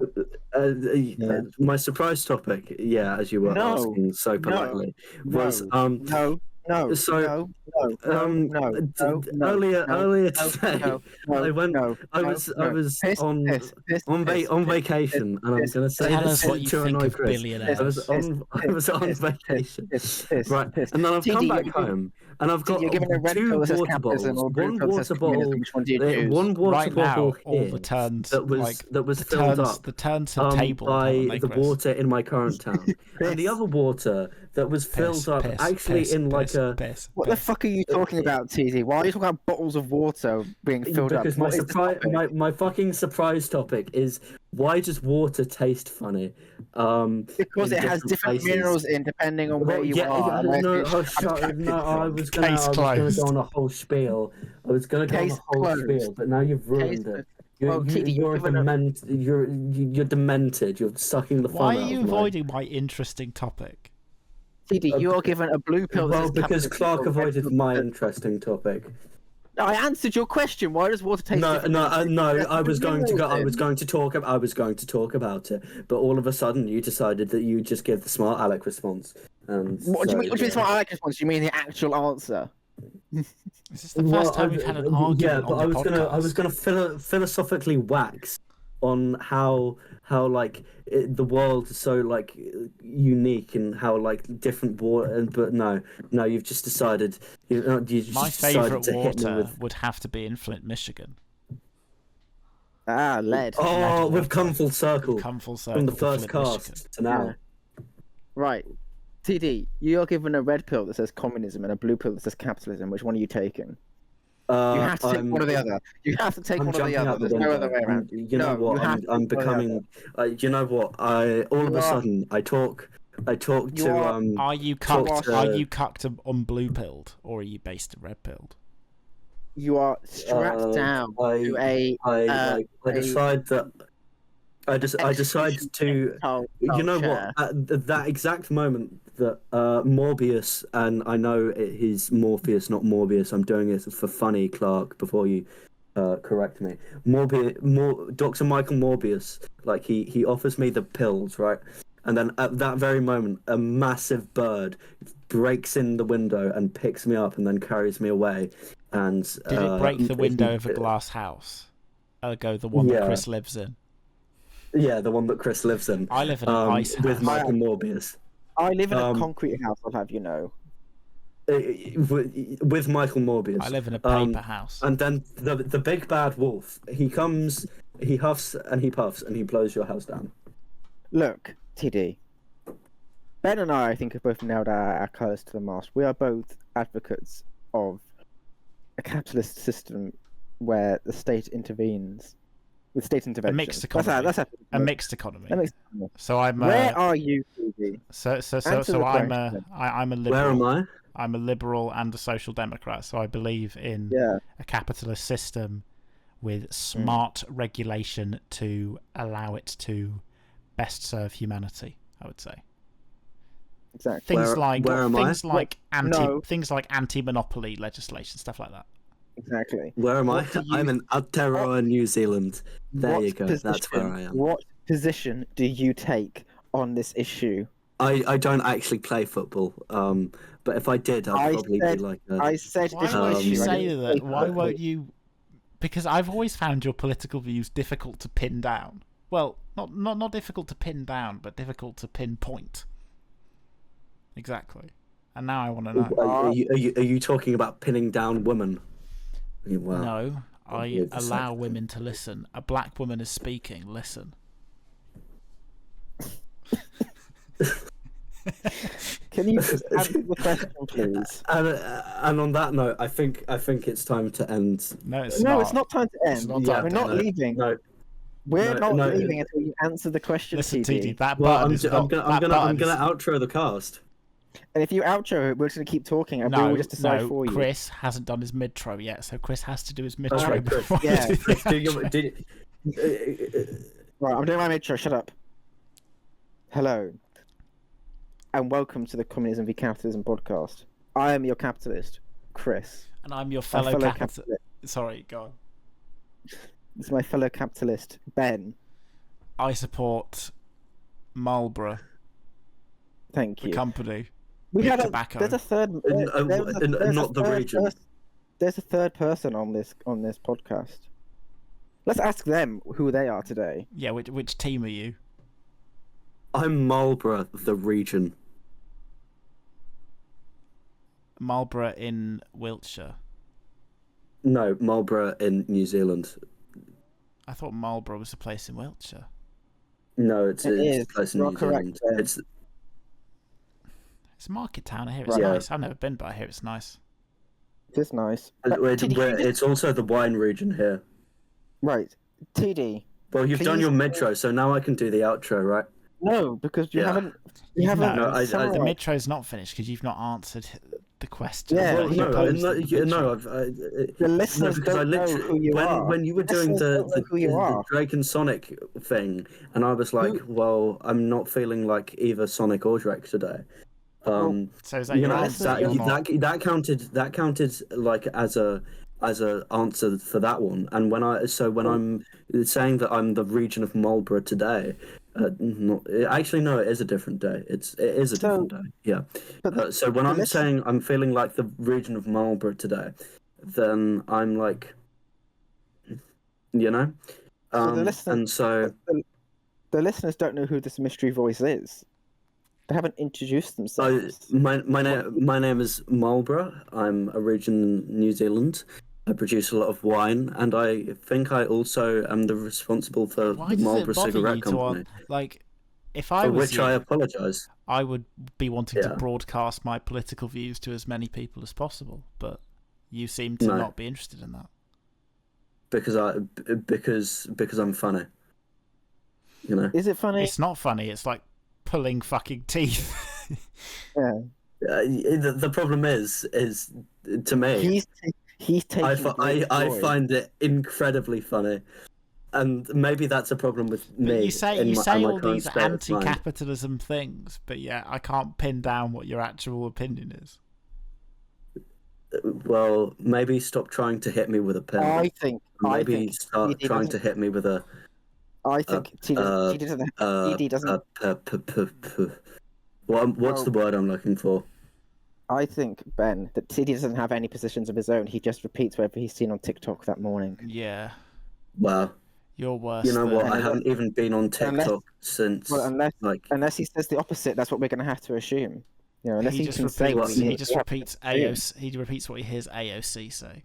I do not parrot the views I see on TikTok, because I don't see views on TikTok. I see the memes that my former flatmates send me, Do you? and do you- that is what I see on TikTok. I have a feeling that TD I rest my drinks case. from his mouth. I think TD drinks from his mouth. I have a feeling that that's the Well, case. well, that's no. I'm not. I'm not saying that on live television. This isn't television. Look, TD, are you the proud owner of the Little Red Book? Have you instigated the Cultural Revolution? Do I have a book that is? Oh wait, hang on. No, I shipped all my books back. I have 2 copies of. That I'm keeping. What's Mao's book? The Little Red Book? No, but it's got a name. Hang on a minute. Do you mean quotations from Chairman Mao Zedong? Quotations from Chairman Mao Zedong. That's the one. Yeah, I have 2 copies of that. Excellent. Wow. But I'm not a communist. You have not one, but 2. I'm But not you a use communist. that book. I'm a sock dem. Yeah. What if I hit you with some plum and boysenberry hot or cold brew tea? I would sue you for common assault. Well, But no, I I'm would not. call I'm not you saying I hit you. capitalist What if I because- just pulled that out as a topic?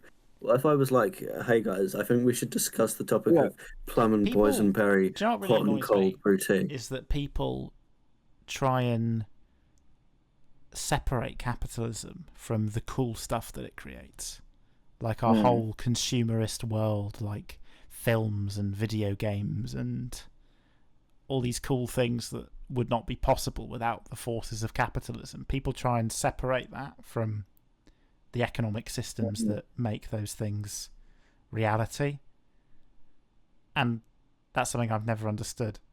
It's like part of my disposition just comes from the fact that this economic system has been used to create so many cool things, and it's given people the freedom to create cool things however they want to, you know? When I try and taste the difference between the 2 water bowls I have, and I can't. But it's just when I don't try and taste it, I notice it more. I want I think I want to reach through the screen and throttle you, TD. Until I get an answer of whether you support AOC. Look, right. We want to project unity on this podcast. That's what the nation is screaming out for. Yeah. And you're going against Which that. nation? Which nation? You keep on talking about America, bitch. The 6 Nations. Yeah, you're Italian.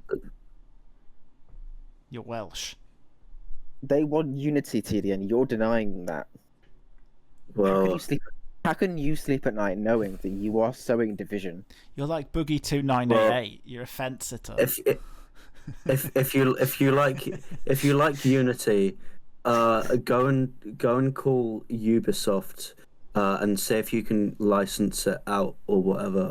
I don't know how. Can that I works. just repeat that this is a recorded podcast that's going on YouTube, and it's just been about 10 minutes of us trying to get a confession of you of whether you support capitalism or socialism.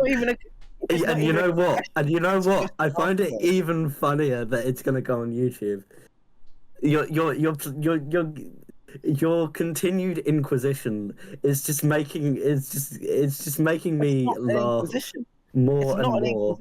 Well, it is because you're not letting me outro the podcast, so it is an inquisition. You're being deliberately difficult, and Ben and I are not willing to let you win again.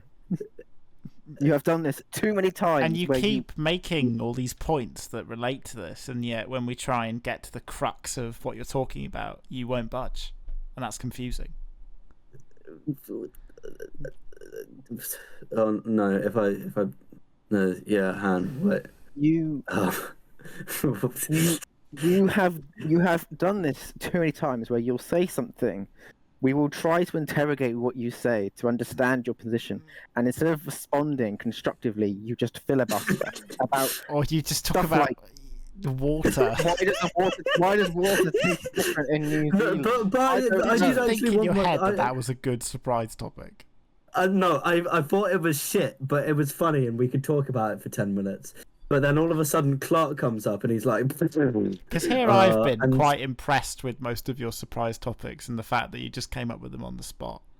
But that one was below your standards. Right, Ben. Ben, you don't Yeah, have well, tedious surprise no, topics. because I knew that for the most part we would be talking about the elections and right. Shush. I'm trying to actually make coherent points now. Like elections and whatever. And so I thought the shitpost part of the pod would be a lesser and less focused one. And so all of a sudden I have two water bottles sitting in front of me, and part of me just like goes like, oh, I'm gonna taste. I'm just gonna take a sip from one and take a sip from the other and be like quirky and weird and whatever. And I'm like, oh, hang on, wait, this is funny. This can be like my surprise topic. Add a bit of like lightweight comedy to the podcast, and then all of a sudden, no, I get that goofy silliness gets rejected. So I didn't think it was going to be an actual proper surprise topic because it is this is the election special, as it were. Content, everyone. Like, This is true content. This is content. yeah. So, yeah, that's my thought process behind that. I hope I have justified my position on why it was funny. Okay.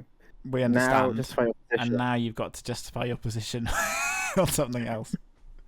Well, no, because I haven't taken a position.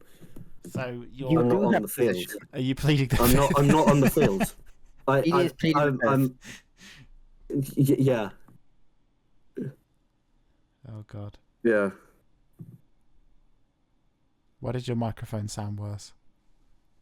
Oh, maybe it's swapped. I don't think it has though. No, it would be weird if it did. No. TD is using a microphone from 1987, manufactured he's in. got a Blue Yeti, hasn't he?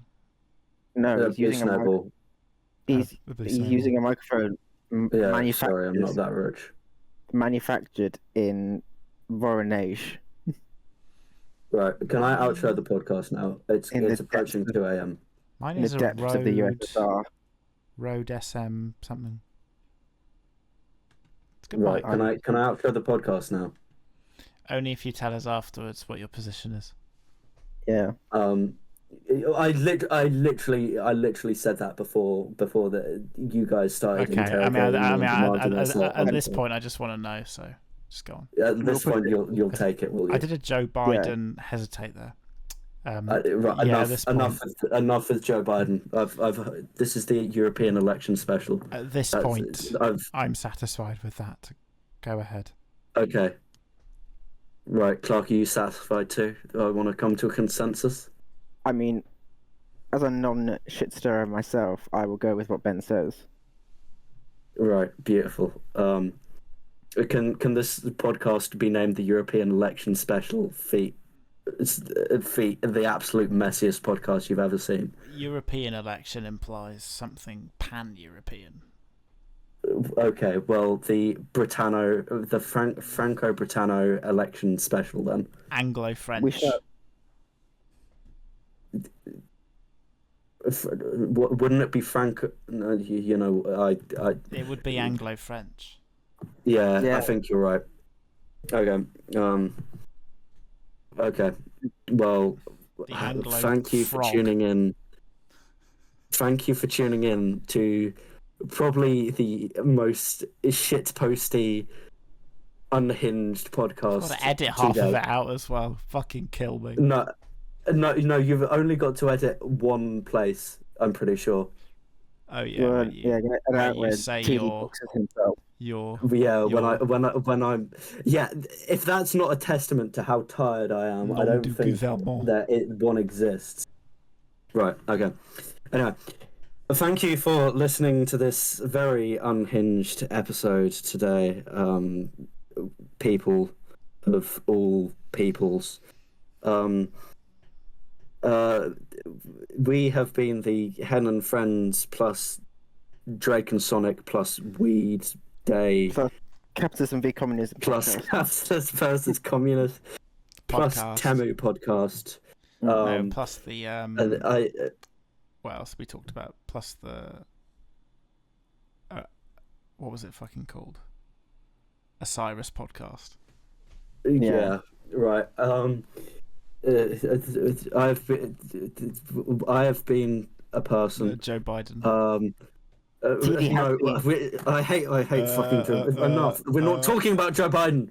You sound like Joe right now, though, with that stammer. Shut up. Right. I have a problem with stammering. You have been Ben, correct? No, I've been Han.